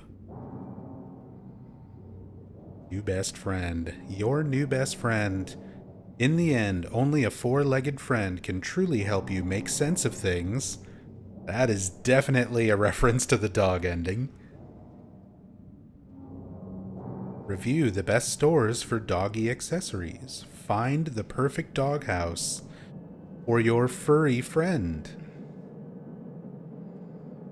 Silent Hill 1 Levin Street Doghouse reference, maybe? Meet the cutest, cuddliest good boys around.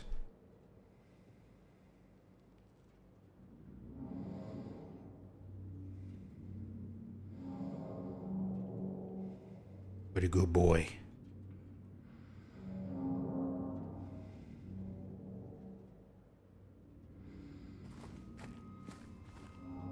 Oh, and you can actually look at this one.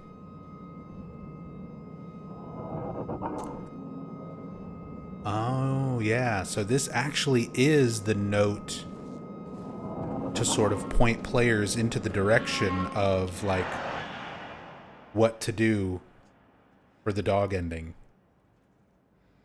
They want you to go look around the pet store where you find the first half of the key and your clues to getting the dog ending.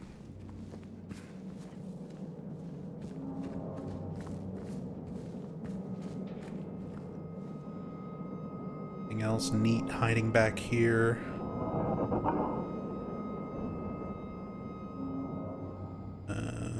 Very low res texture. Old Polish whiskey. Detoxidine. We found a bottle of that in part 1 as well. It's a real product. Lemonade.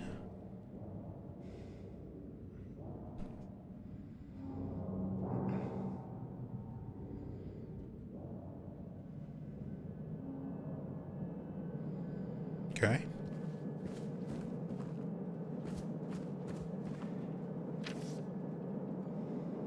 Big J's note. That man was here again. I told him he'd been warned not to come here. He acted like he didn't know what I was talking about. Anyway, he got up and left. He didn't make any sort of fuss, but there's something about him that gives me the creeps. When I look at his face, it's like I'm staring at a mask, and there's something underneath, waiting to get out. I don't want to be there when that happens.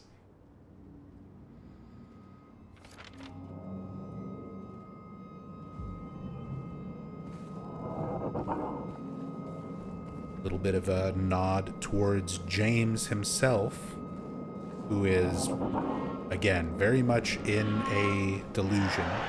Do we have any idea who it is they're talking about in the notes? If it's James, it's definitely not one-to-one. No. So, the notes and things that are talking about James being here would not make a whole lot of sense. Again, James has been to Silent Hill exactly one time. On vacation with his wife Mary, who promptly got ill, and then they left. They didn't stay here. Mary didn't go to Brookhaven Hospital. They went back home. And even Mary says, you promised you'd take me there again someday, but you never did. That was the only time they'd ever been here. They didn't live here.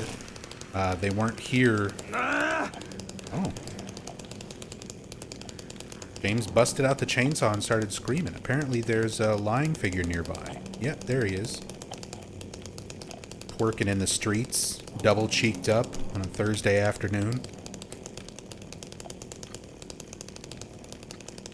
So, I was talking about this earlier, Temporal Fry.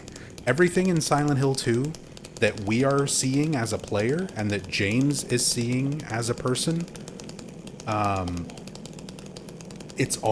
most of it is being projected. Like, reality is essentially being painted with a layer of James's subconscious with how he interacts with things. So the notes and things that we find, a lot of times, they're probably not real. They're probably not talking specifically about James. They are something that's being manifested entirely from James's subconscious to refer to some aspect of himself, or Mary, or it's a note that exists, but it's being altered. So there is a note talking about someone, but the note itself is being altered to more closely resemble some aspect of James. Like James not being himself, he putting on a mask to hide who he really is. He's in a delusion. He's hiding the fact that he killed his wife, that he's been dealing with the depression of her illness and all of that. And he's trying to sort of come off as a normal person, especially when he's interacting with other real people, like Angela and Eddie, or Laura. So, no, the notes are not meant to be taken literally, in my opinion. They're not referring to James directly or referring to an event that happened specifically with James in the town. I think they are part of the delusion. Yeah. Your sexy pose.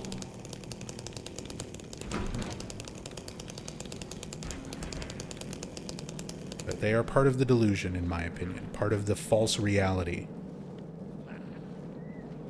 that James is sort of seeing projected over the actual reality of what's going on.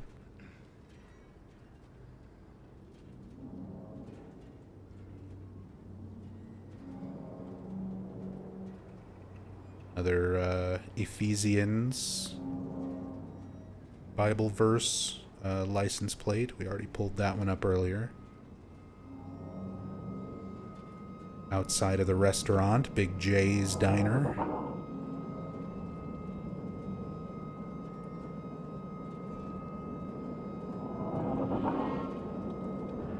I like that they did expand on a lot of these locations. These are places that were in the original Silent Hill 2, but a lot of them you couldn't even enter or interact with in any way.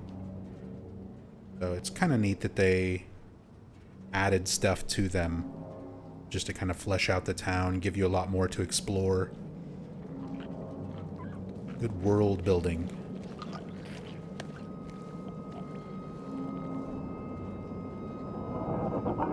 Got the pet center here. And you get the first stuff for the dog ending. But take a look at some of these newspapers and things first. Silent News, August 22nd, 1990 something.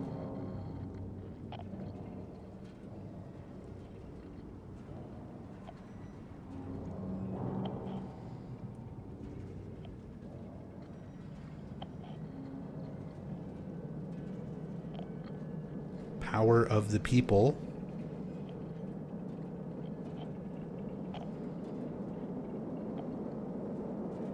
Can't quite read that. Same Woodside Apartments being flooded. Building administration refuses to take responsibility. We saw that one before. Adana, thank you so much. Welcome back. Appreciate the resub. Hope you're doing well tonight. Office space for rent. Vandals strike again. So we're seeing a lot of the newspaper articles and pages and stuff that are being repeated. Hey, there's Jack's Inn. Little reference. Jack's Inn. There's a dog.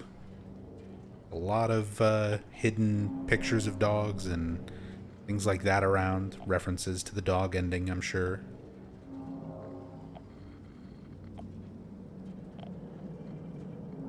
World class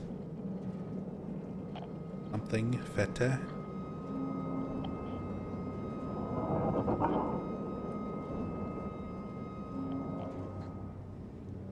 Saint.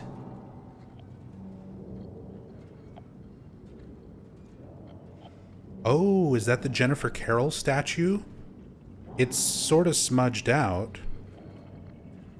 But I think that's the Jennifer Carroll statue in Rosewater Park, which, in Silent Hill 3, she is referred to in, you find the church, she's referred to as Saint Jennifer.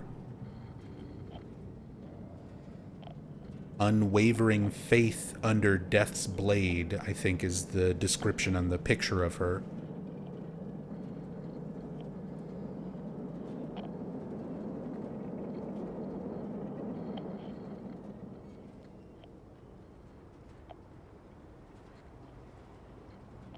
Hey, Gillespie House Fire. Silent Hill 1. Arson or accident. New evidence after years. So, major reference to Silent Hill 1. Name drop Gillespie. Which is also fun, because there is some debate among fans whether or not it was arson or accident. Some fans believe that Alessa is burned intentionally as part of the ritual. Some fans believe that the burns and the fire on the Gillespie house were done as an accident, that Alessa's psychic powers basically overwhelmed her and she caused a boiler to explode, which set fire to the house. Some fans believe that the newspaper clipping in Silent Hill 1 that you find about the boiler explosion is like the cover-up of what actually happened, believing that the fire was intentional. So that's fun. Little reference to the Gillespie house fire, whether or not it was intentional or accidental. New evidence after years. Very cool.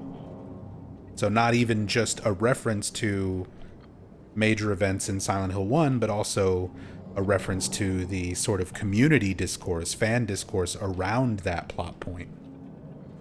That's the stuff that I'm always very impressed with Bloober Team.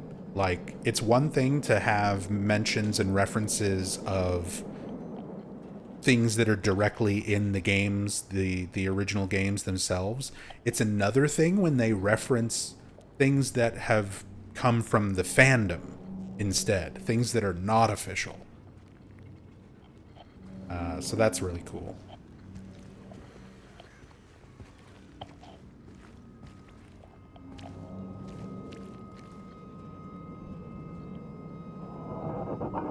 Special care for your pet. Yeah, sweet dog.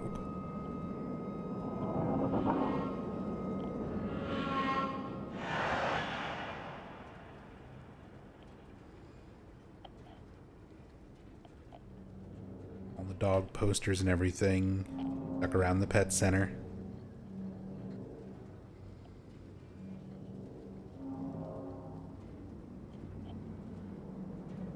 Closed on Wednesdays and Sundays. Only open from 9 to 2. Except for Friday and Saturday.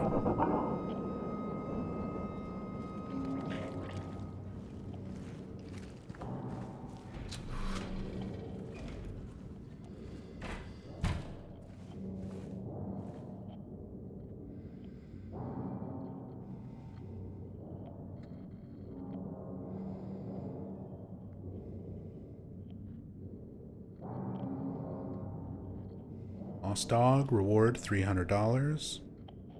Call +7. Also another thing. Most of the time in the US, if you're gonna have a phone number, there's not gonna be the plus at the start of it, the like international number. You're just gonna have your area code, the number itself. And back then, if you were to assume that this game takes place in the some random point in the 70s, 80s, or 90s, based on various sources of information, you wouldn't even have the area code. You would just have a 7-digit phone number for that time period.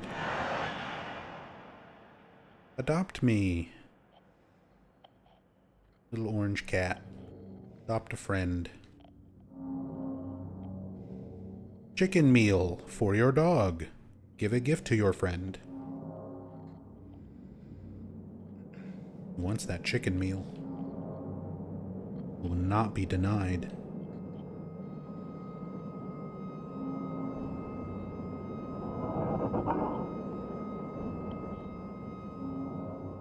Dog food. Chew toys. Little hams. With tuna. Cat food. Is there a Minmo? Is there a hidden Minmo? I would lose my mind if one of these random things had like a hidden Minmo on a label or a package or something somewhere.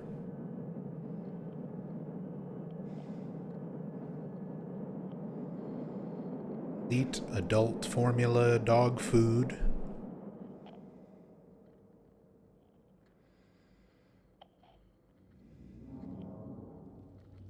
Adult cat food. Nutrition facts for the cat food.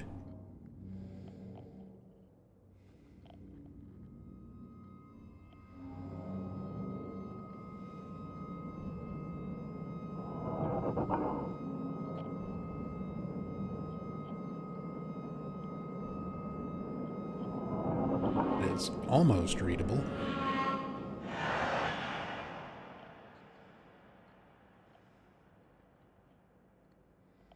If only we could light up the interior. Yeah.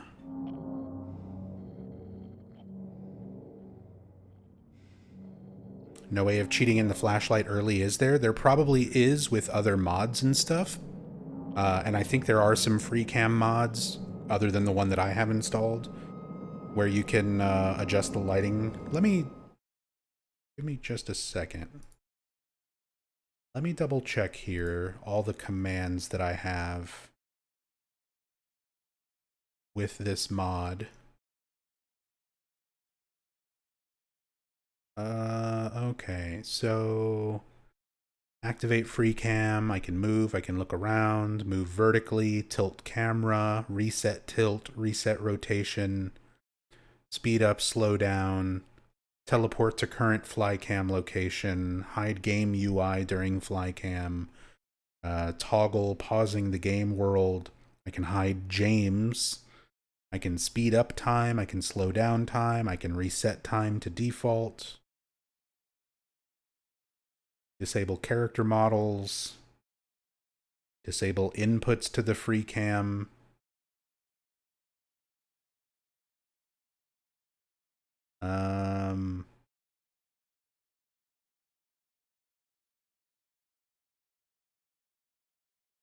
Disable fog.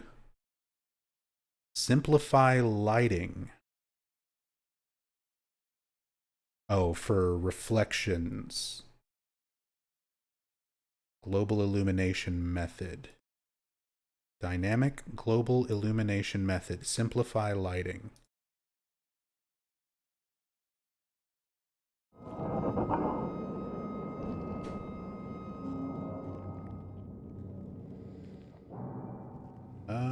Did that do anything?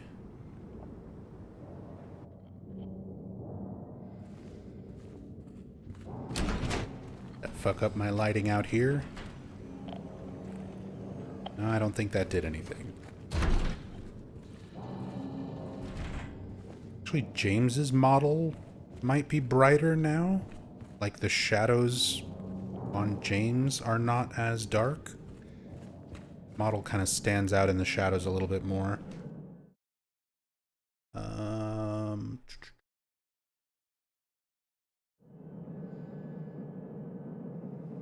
Just back to default.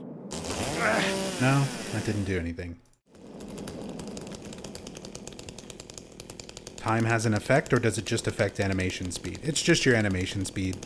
Like if you want to see a particular animation in slow motion or speed through something, just to skip through it and get through the part you're on faster.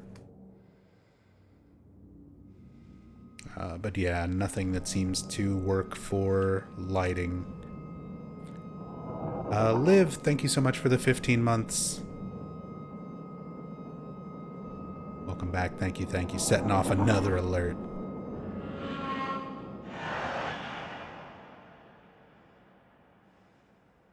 Bones, hams, pigs.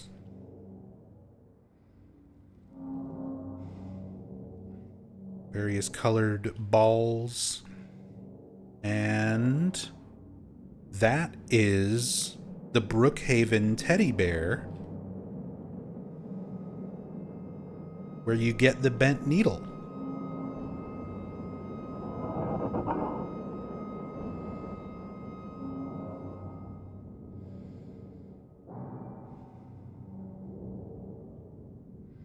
Kind of neat.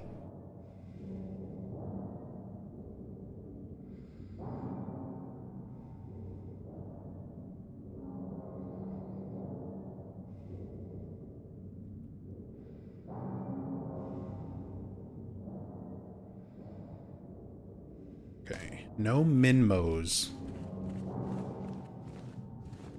No hidden Minmos. Be in the back room here. That same adopt a friend thing.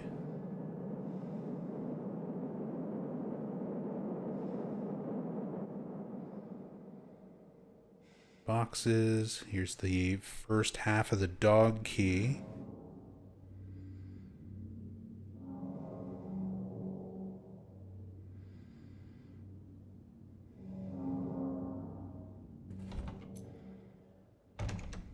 James does anything weird holding this.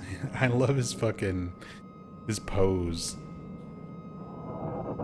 Ooh, I like everything paused, but the lighting effects are all woobly.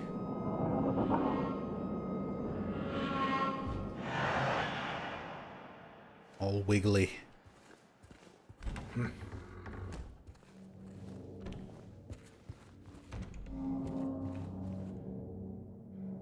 We caught it near Cats, so that's your indication to check around Cat Street for the other half of the dog key.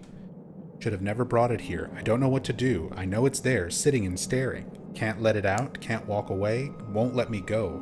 Don't look at it. Don't look it in the eyes. So they're referring to Mira, the dog from the dog ending, who they made do like this creepy stare down thing in the remake, which is kind of what they're referring to here. And then, yeah, the note about Cats Street.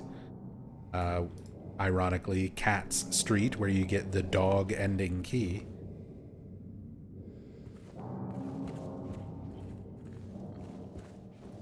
That's cool.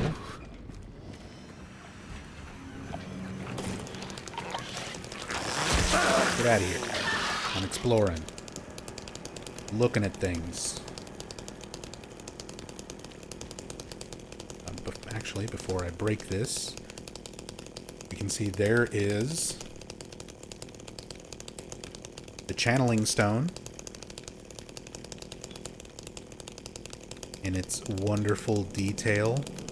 I just realized they added little Silent Hill 3 like Halo of the Sun symbols kind of around the sides of it too for the design. That's our blue gem, the channeling stone for the UFO ending. Oop, that is not the correct FOV.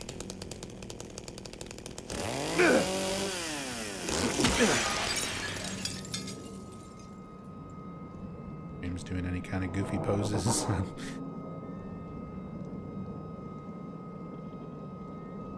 Just checking out my channeling stone.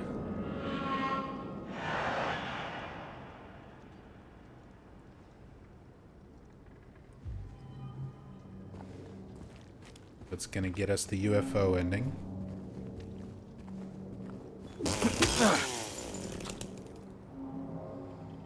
Oh. Hit the A pose, looking at the ammo. Just like Silent Hill 2 original, all the ammo is like different kinds of birds.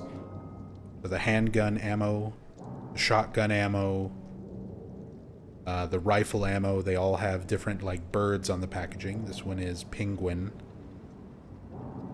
The handgun. Again, I love the detail on all these props. The like ridges in the cardboard for the side of the box and everything. How it's like partially bent and like the flaps open. And the wear and tear on it. 10 cartridges, 9mm.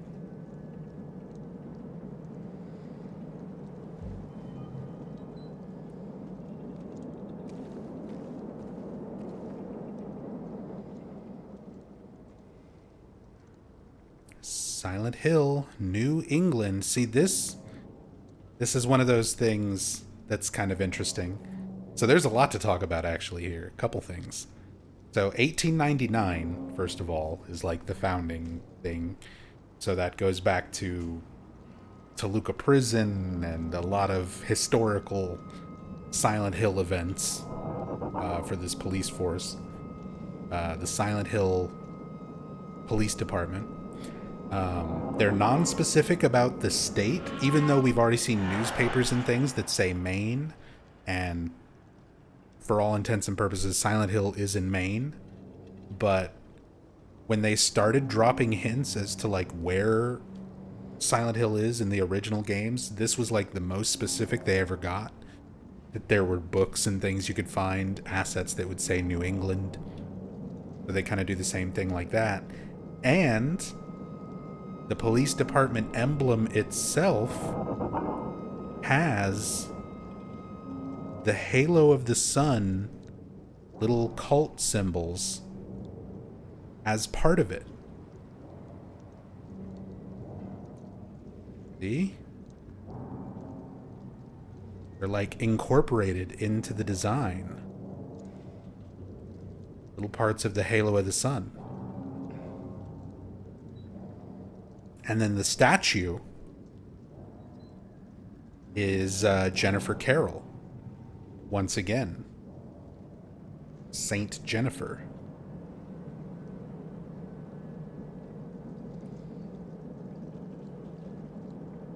So, fun little details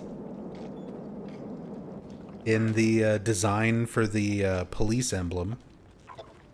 Also kind of gives the implication, the idea that the cult is like the police and everything like that. They're all involved with the cult itself in some way.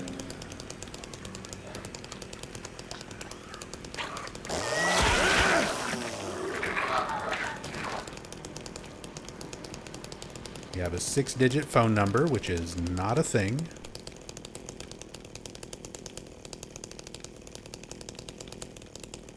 All-terrain tires. Anything hiding out on the inside? That is a weird texture of the floor and the roof. Rain matter.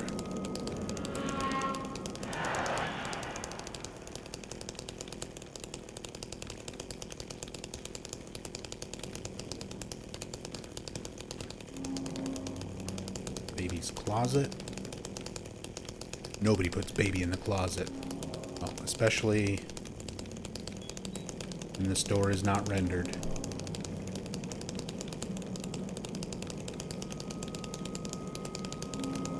Yeah, let's check out stuff on the roof.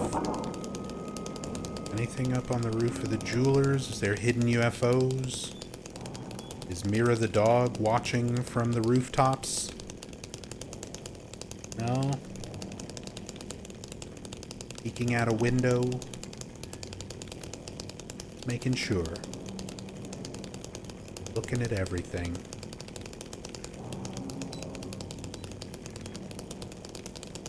Impressive.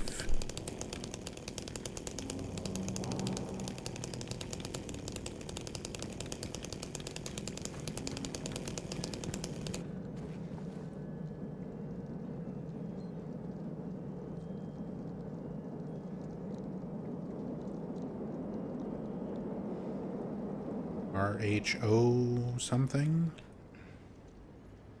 Rhode Island?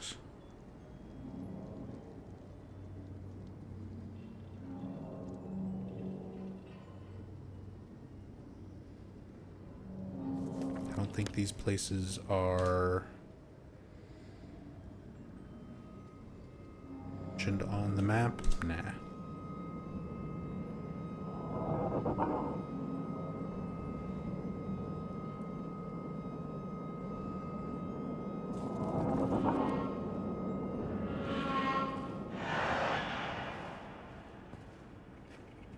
Romeo with an H. It would be a little bit longer. It's like RHO. I think that's an M. Or it looks like there's something. It does look like RHOME. Then there's like room for one more character there, and then an O.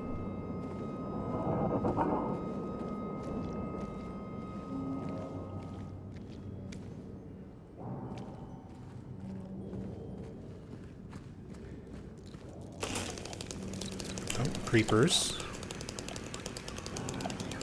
Our first encounters with creepers. Little like rolling can, but take a closer look at them.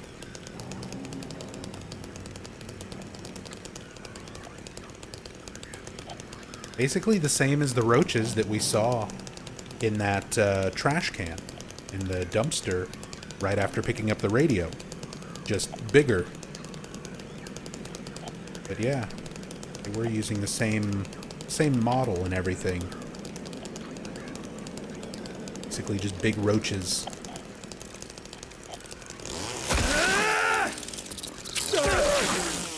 And of course it bites me. How dare you?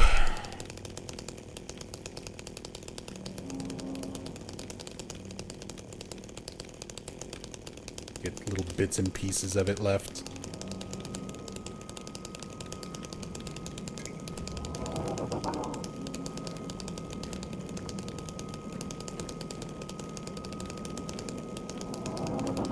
A lot of the same trash assets and things that we've already looked at. Fire extinguishers. Dress form mannequin.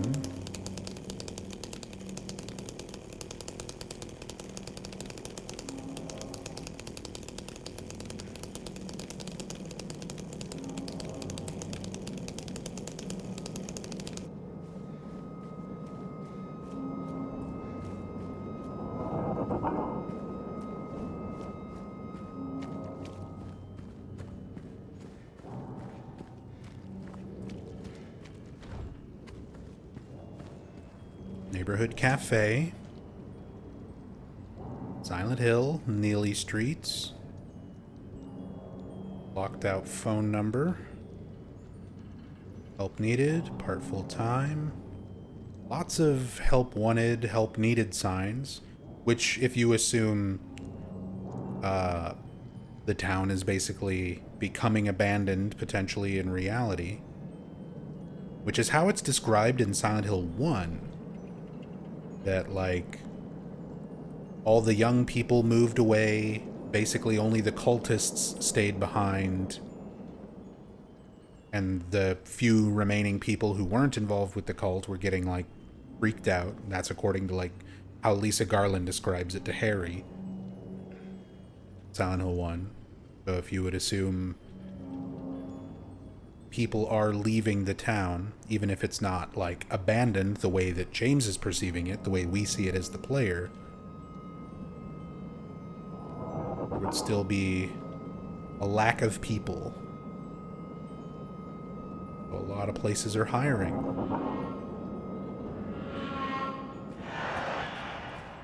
As hard as the job market is right now, I'm sure plenty of people would relocate to Silent Hill if it meant, you know, solid employment. The door that wakes in darkness, opening into nightmares. Clip on through. And nothing back here is rendered until you actually come here at night after Brookhaven.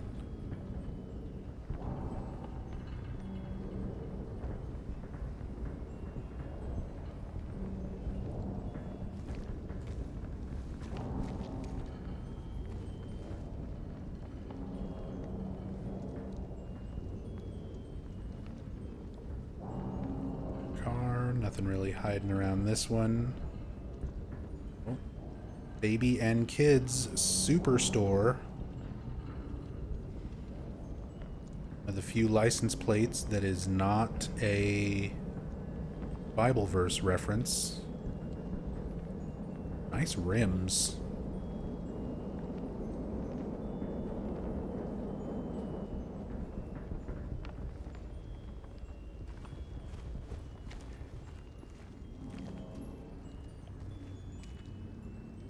Ephesians license plate. We've read that one.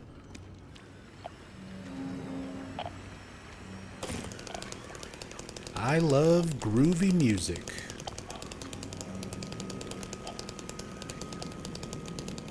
Definitely got some lying figures to deal with in there. A lot of album covers we can zoom in and look at.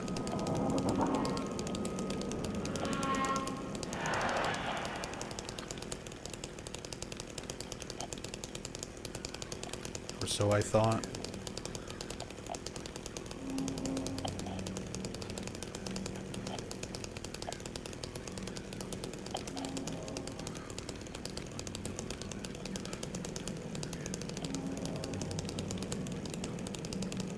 Like how these ones that are sort of outside are especially faded. This one's pretty readable. DSTFS Side 1. This is the Sun. 7 years until Sunday. Power Gray Orion Box. Stardust. 7 years again. Marble Beast. Andrew W. Like Andrew WK? Is it time to party?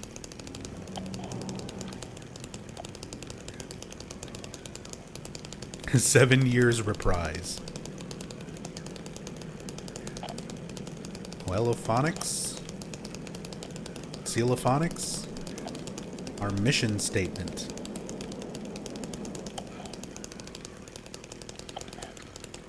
(1989) M. Rook Records, Chicago, Illinois.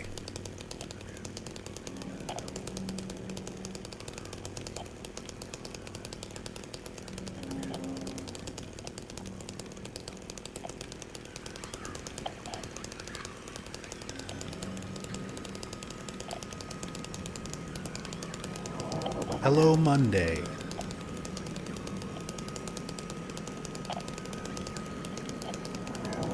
Oh, it's a woman, like, climbing up onto the back of a boat?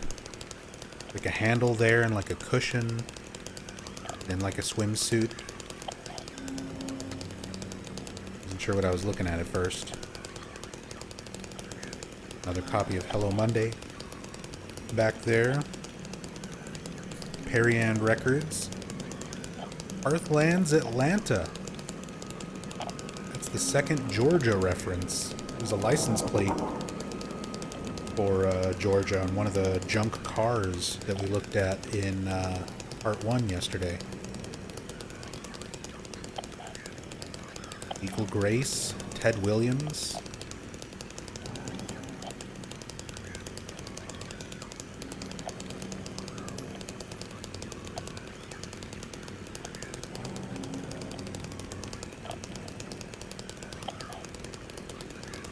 I think this one is just called Radio. You can see like the edge of a Walkman with like headphones plugged in. Probably the same things inside that we can see a little more clearly.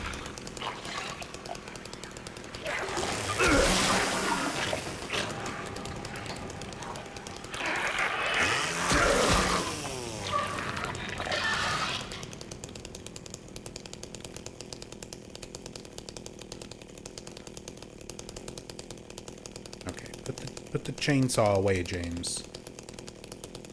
Put it in your pocket. No, don't hit the fucking pose. Just put the chainsaw in your pocket, please. It's so much nicer once you get the pistol and you can just aim for a split second and he puts it away. There we go.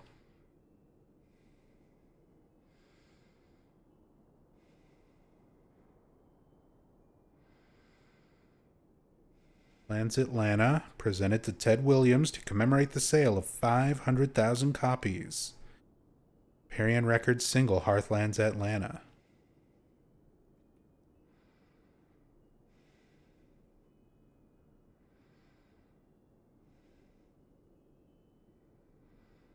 Coffin Lord. Hell yeah. Coffin Lord, the Sonic Ripper. Outlaw Star. Great anime.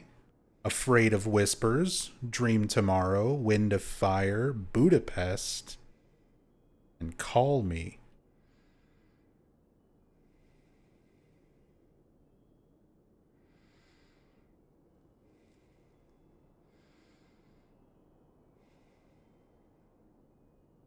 Hell yeah, Coffin Lord.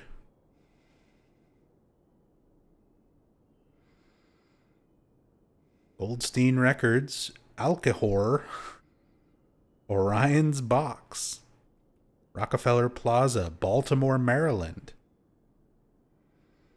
Vision of Goldstein Inc. Stereo, Side 1, The Trifocal, Brianville, Another Keloid, Ryan's Box, Unearthly Chains. All titles written by Jane Linton, produced by F. Albert and J. Bad Albert?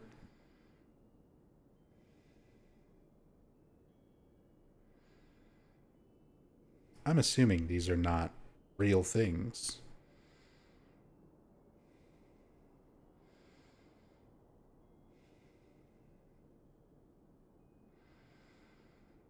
Alcohol is not a thing.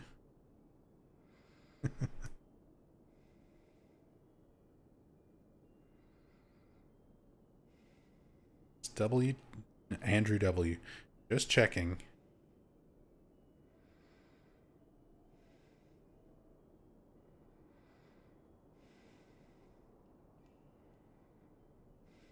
Got our VCR, very similar to the VCR that we find in the hotel near the end of the game.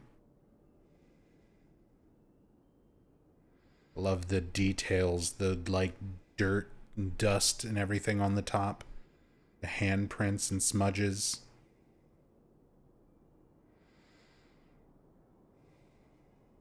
JDF remote control unit.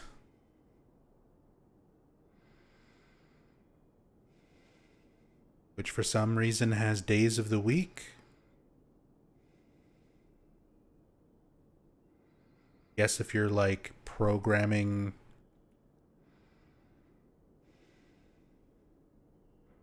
when to record things, yeah. TV operation. Video storage unit. Lens, Atlanta.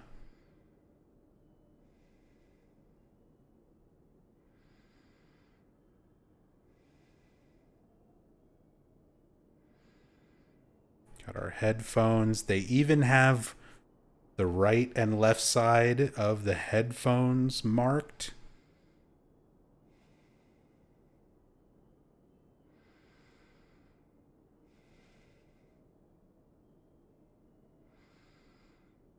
Mic here. Yeah, I was waiting for G to say exactly what kind of microphone this is. The Shure SM58, the classic.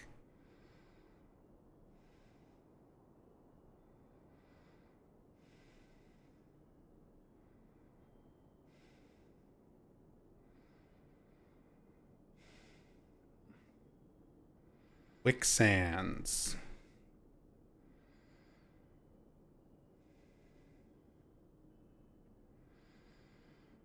85 antenna. Amp or a radio? It's a radio. Going on with that radio.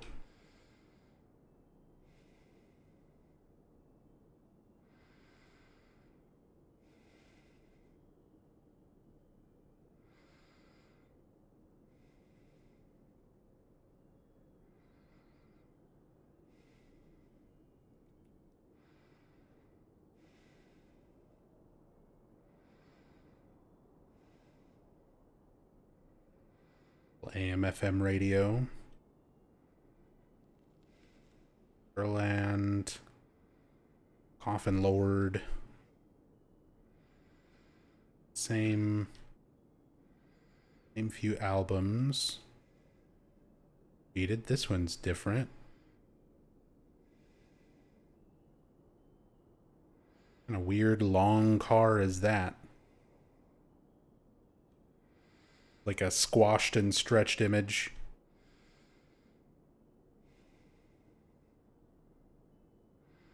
Here's record player.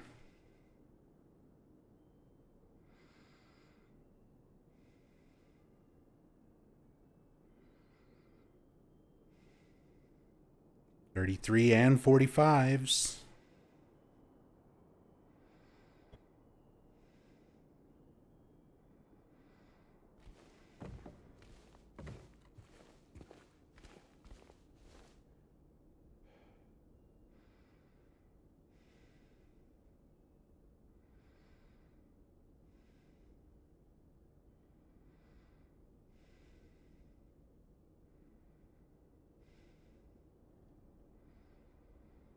Fine Records, same thing.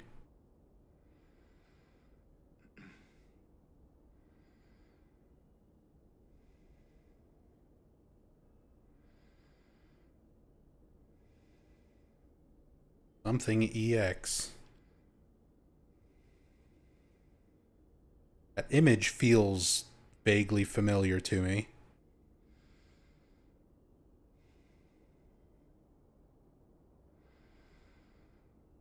Not sure why.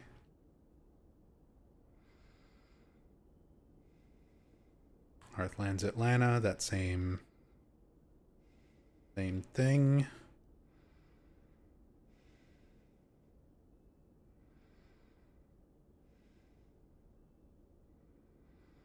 Quicksands, Orion's Box. Oh. I Will Do Big Things. That the follow-up album to Big Bear's Doin' Things?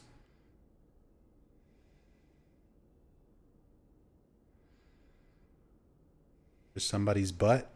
That is a photo of somebody's butt.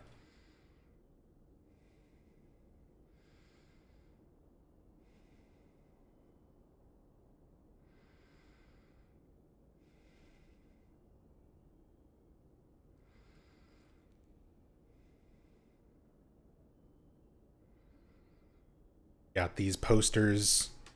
These we can actually interact with. They're little, again, things that are being projected by James's subconscious, hinting at James blocking out the truth and getting free from his delusion. So face the music, find the melody of your dreams, and kick up your heels. So face the music is like take accountability for the things you have done. Face your punishment.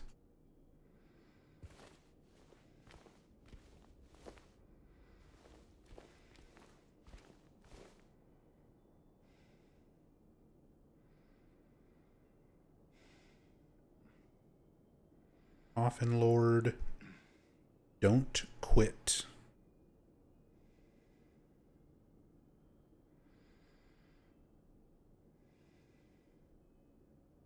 Potential.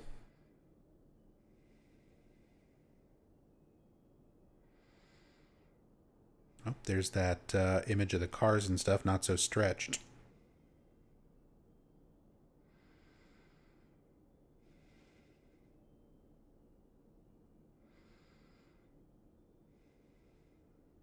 '70s hippie buses, Volkswagen buses.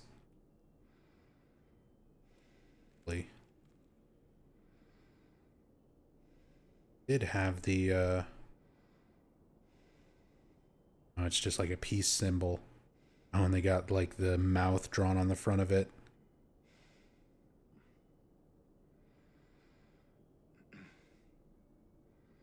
Curious if it actually had a Volkswagen emblem on it, but it does not. Fake.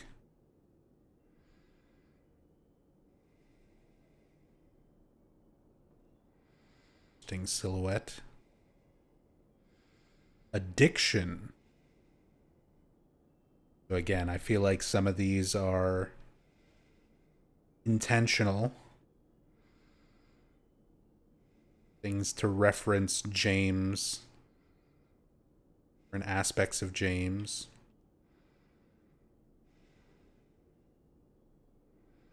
That's cool. Even inside these little cabinets and stuff, actually more albums stacked around.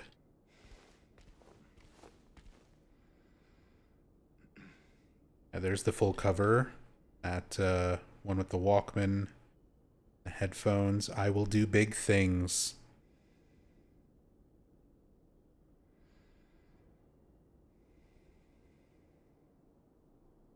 Big Bear doing things. Philip Harper, Mound, Vista, Turner Records.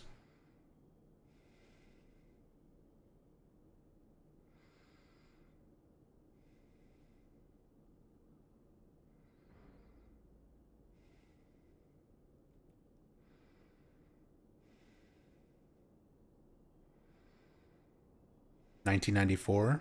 Oh, did it? Keep forgetting to look at those dates. Oh, yeah. Copyright 1994. So we've seen stuff as late as 94. Or, excuse me, as late as 99 in terms of, like, years being mentioned or printed on things.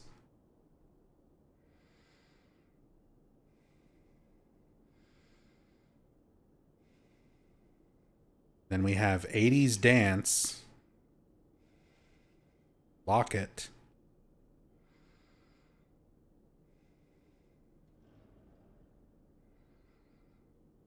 A better one where I can see what the full thing is.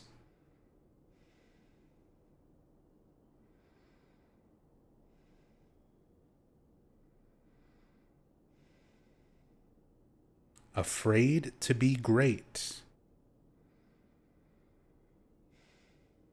For mock-ups, I gotta say, these are like really great. They are really awesome. Don't be afraid to be great. You're doing a great job. I love all these like mock-up album covers.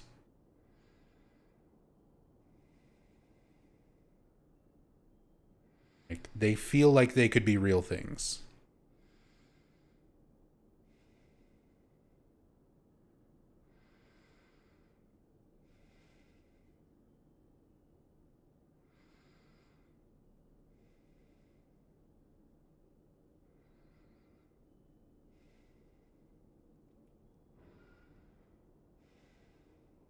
Don't let alcohol shatter your life.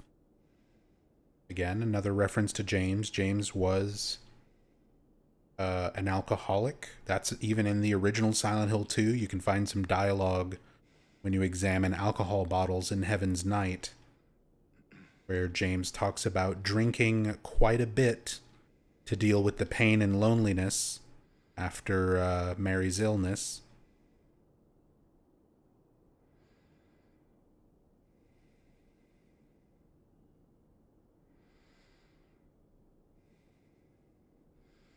It's something that they allude to in the remake as well, a bit more directly. That is that Madonna? The City.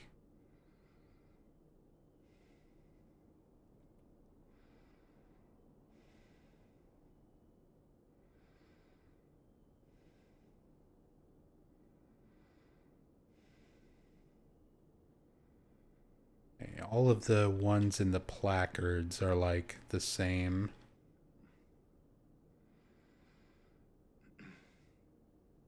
Oh, this was the Sky Gondola one. So that is an album cover that we saw in the diner sitting on the table. Big J's Diner. Yesterday. Tomorrow. Today.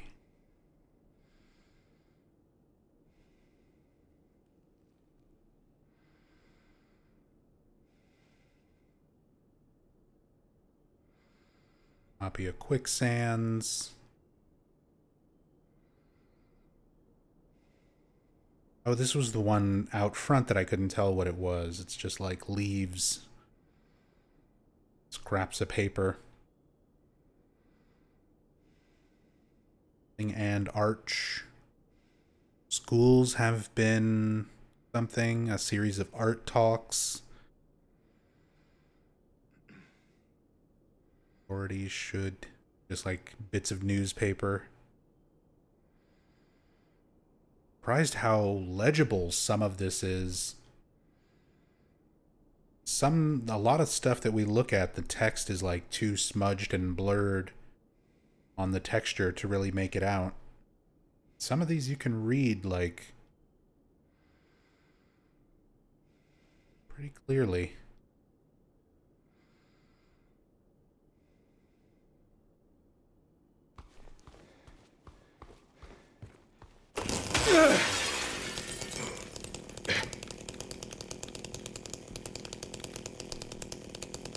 Go ahead and grab our half of a record, The Long Way.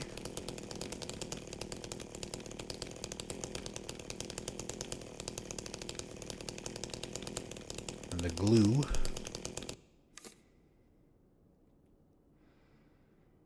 Gotta check. How is James? Yep. That's usually the pose that I hit when I'm looking at broken record fragments.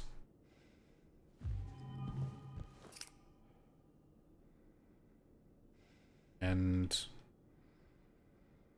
super glue.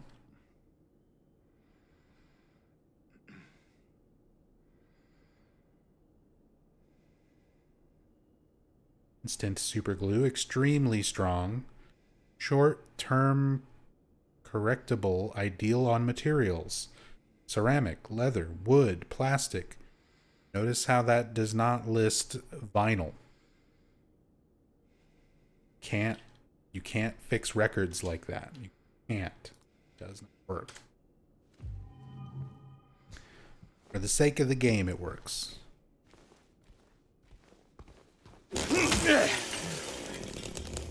Grab this.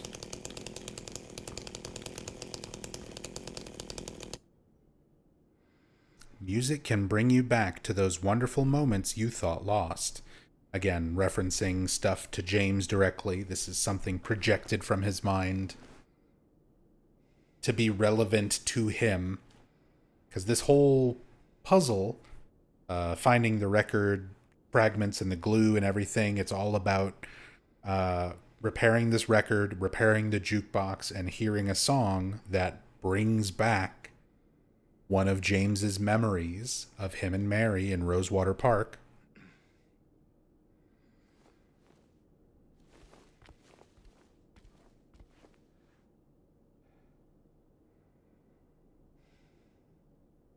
Gotta love this computer.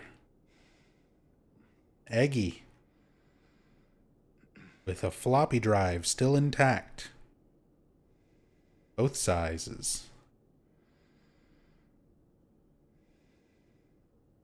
Little heater.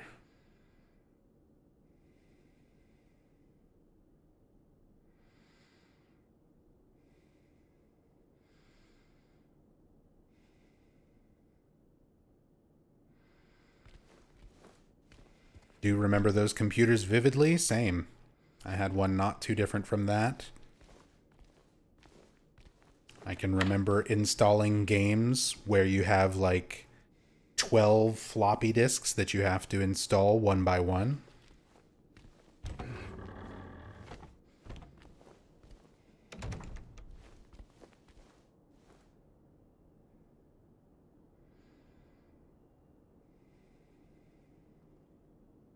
Just want to play Seventh Guest. Just want to play Wolfenstein.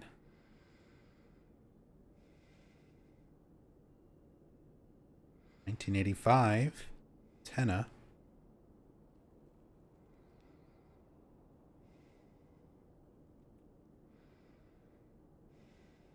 Cool. That's everything here. Janitor came in the other day, drunk and in tears. Had half a record with him. Kept yelling, "We gotta fix it somehow." I was willing to do it just to shut him up, so I got up to get the glue from the cabinet. But then he realized he only had the one half, so he ran out. Can't do much about the record. Maybe ask around at Neely's next time you're there. Might be one of theirs. So we were talking about the notes a little bit earlier, because there's one that you find in the diner where someone was saying, like, are these notes supposed to be about James? I don't think the notes are meant to be taken literally. I think they are part of the manifestation, part of James's delusion. He's finding notes that might physically be there, but the way he is reading them and interpreting them, the same way that we as the player interpret them as James does, it's relevant to something that James is doing. It's giving you hints about finding the record, going to Bar Neely's, like repairing it, and it's hints at what you as a player are supposed to be doing. Some fans are like, oh, this is evidence that James lived here and worked as a janitor. I don't follow that line of reasoning. It doesn't make any sense. It completely contradicts core elements of the story that have been around since the original.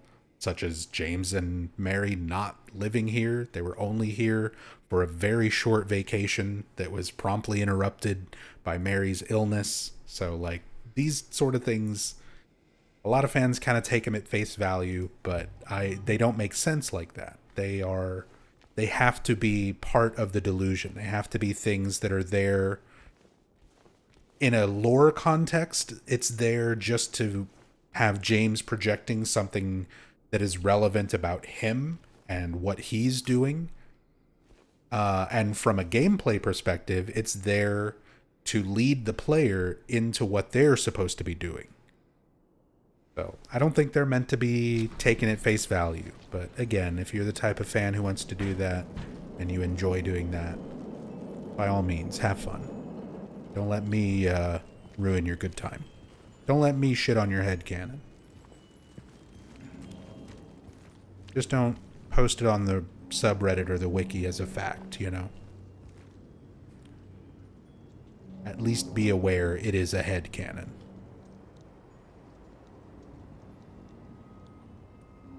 Evening wear, wash and dry, ironing service, duvets, curtains.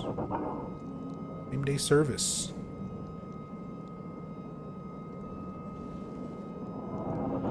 Got stuff in there. Nope, completely unrendered.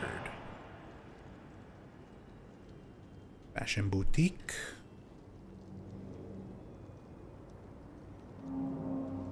I like how the sign is misspelled, and then boutique is spelled correctly on the windows.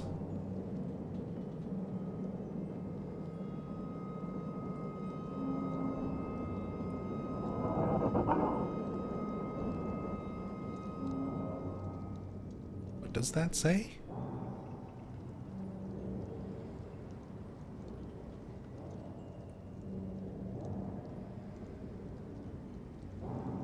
Sexless wetty for you? What the fuck does that say?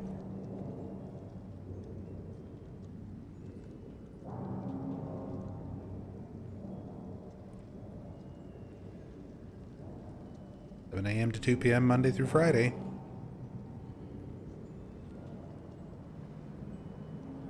Duvets, blouses, shirts, bras, jewelry.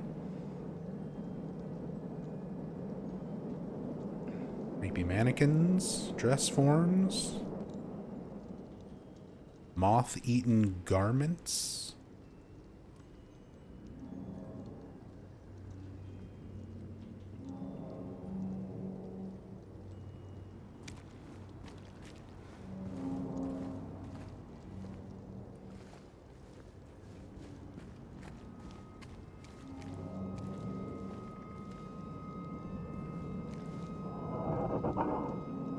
Quiet cocktails, also hiring. AM to 9 p.m. Anything up here? On all the rooftops. Check all the upstairs windows.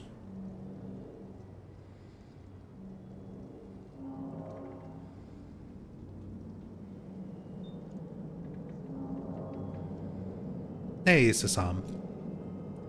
Stream is going well, although I do need to find a place to save and kind of wrap up for the night. I need to go make dinner.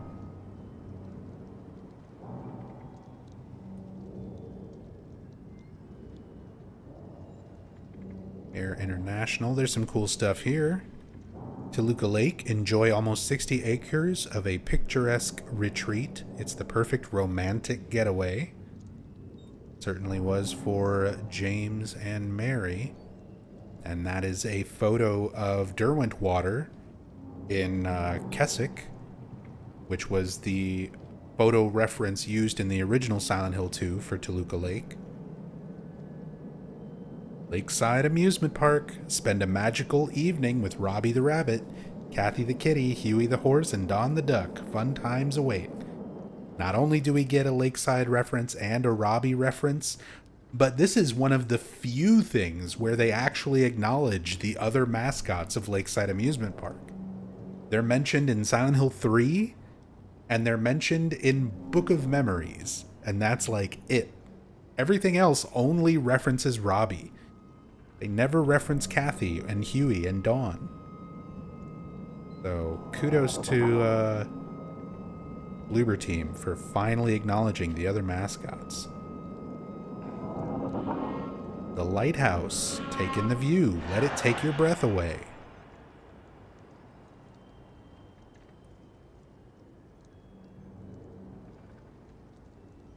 That is the Silent Hill 3 church.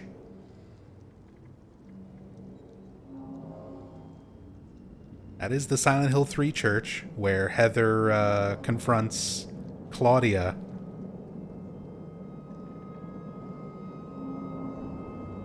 Old Silent Hill. Venture off the beaten path and discover the hidden gems of Silent Hill, such as the beautifully preserved Balkan Church. Okay, so this is not the Balkan Church.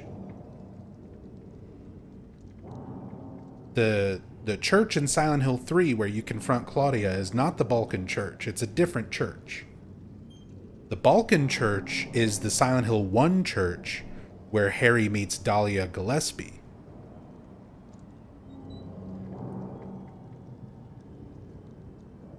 They're very different churches. The church where Heather confronts Claudia is specifically an order church. It is full of cult imagery. The Balkan Church in Silent Hill 1, where Harry goes and meets Dahlia, is a Christian or Catholic church. It's got a crucifix and pictures of Jesus. You get Jesus pixel nipples in the Balkan Church in Silent Hill 1. So that's not the same church.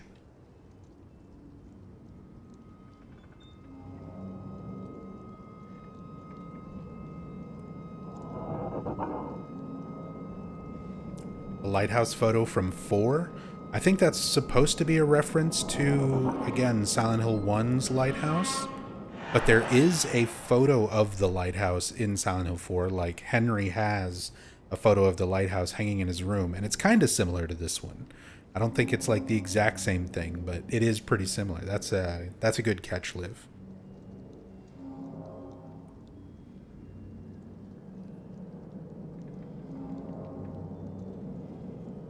All these wonderful vacation destinations. So the church wasn't a retcon, as in like the Silent Hill 3 church being the same church but retconned? No, not at all. The Silent Hill 3 church, remember, is like you get to it after riding on a merry-go-round that is like spiraling downwards into the earth. That church is part of the other world. It's not like something that exists normally. It may have existed at one point, or it may exist in some other form, but the way the one you visit, the one you experience and interact with in 3 is like, it's essentially the start of the nowhere version of Silent Hill. Like Silent Hill 1, the end of the game where all the areas kind of mashed together is referred to as nowhere. The church in 3 is like Silent Hill 3's version of nowhere, the start of that, where you've got a bunch of different areas in reality mashing together in an unreal way. Millennial Echo, thank you for the raid. Very much appreciate it. We are kind of winding down towards the end of the stream, but we're still looking at some stuff before we get to that point. But thank you so much for the raid. Silent Hill News, Happy Burger. And by the way, I'm Nub Zombie for anybody who is new here. I'm a Silent Hill nerd. I've been streaming on Twitch for over 10 years. Specifically focusing on Silent Hill. We are doing a cam-hacked playthrough of Silent Hill 2 Remake. Very, very slowly and meticulously making our way through the game with a free cam mod, looking at all the little details in the environment, flipping out of bounds to look for Easter eggs and hidden things, because there are quite a few.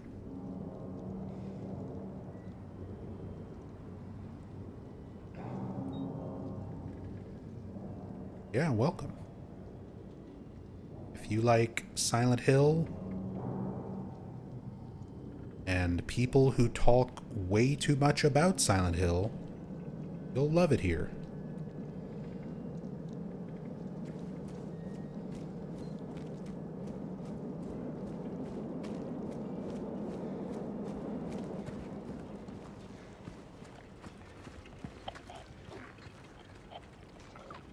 Actually, like tables and stuff inside the Lucky Jade restaurant, even though you can never go in there. Now, let's see if it has collision, because I should be able to just pop James in here. Oop. Boink. Now, we're inside. Stuff has collision. Even for a place you're not supposed to be. Well, kind of. Some stuff has collision. Not this side of the building. The tables and stuff do.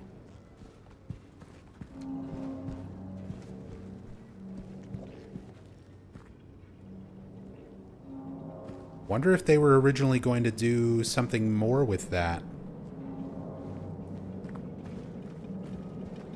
And then just didn't finish it and closed it off.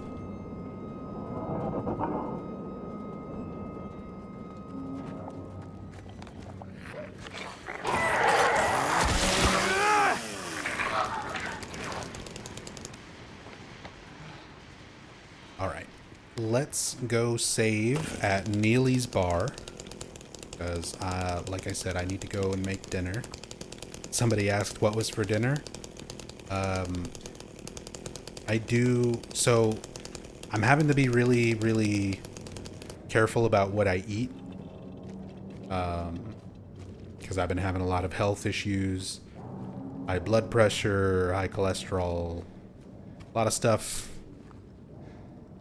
has not been great. So I've had to cut out a lot of junk food. And I'm trying to find good alternatives, things that I can make myself. Basically healthier versions of junk food that I like. And I really like the rice and chicken bowls from Taco Bell. The problem is they are absolutely packed with sodium, which I have to be especially careful about now. So I make my own version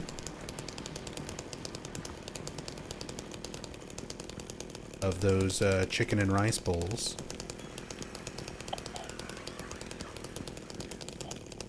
Just healthier versions. Yeah, it's basically just chicken and rice and shredded lettuce, tomato, some salsa, and black beans and corn.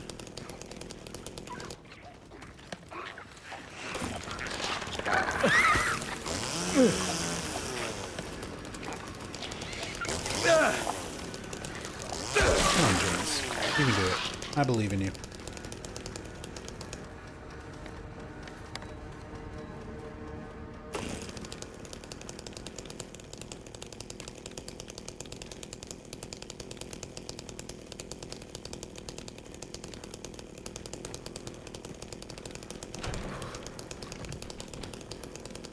Gonna taste so much better when you make it. Taco Bell. Yeah, I mean, I've already made them a few times.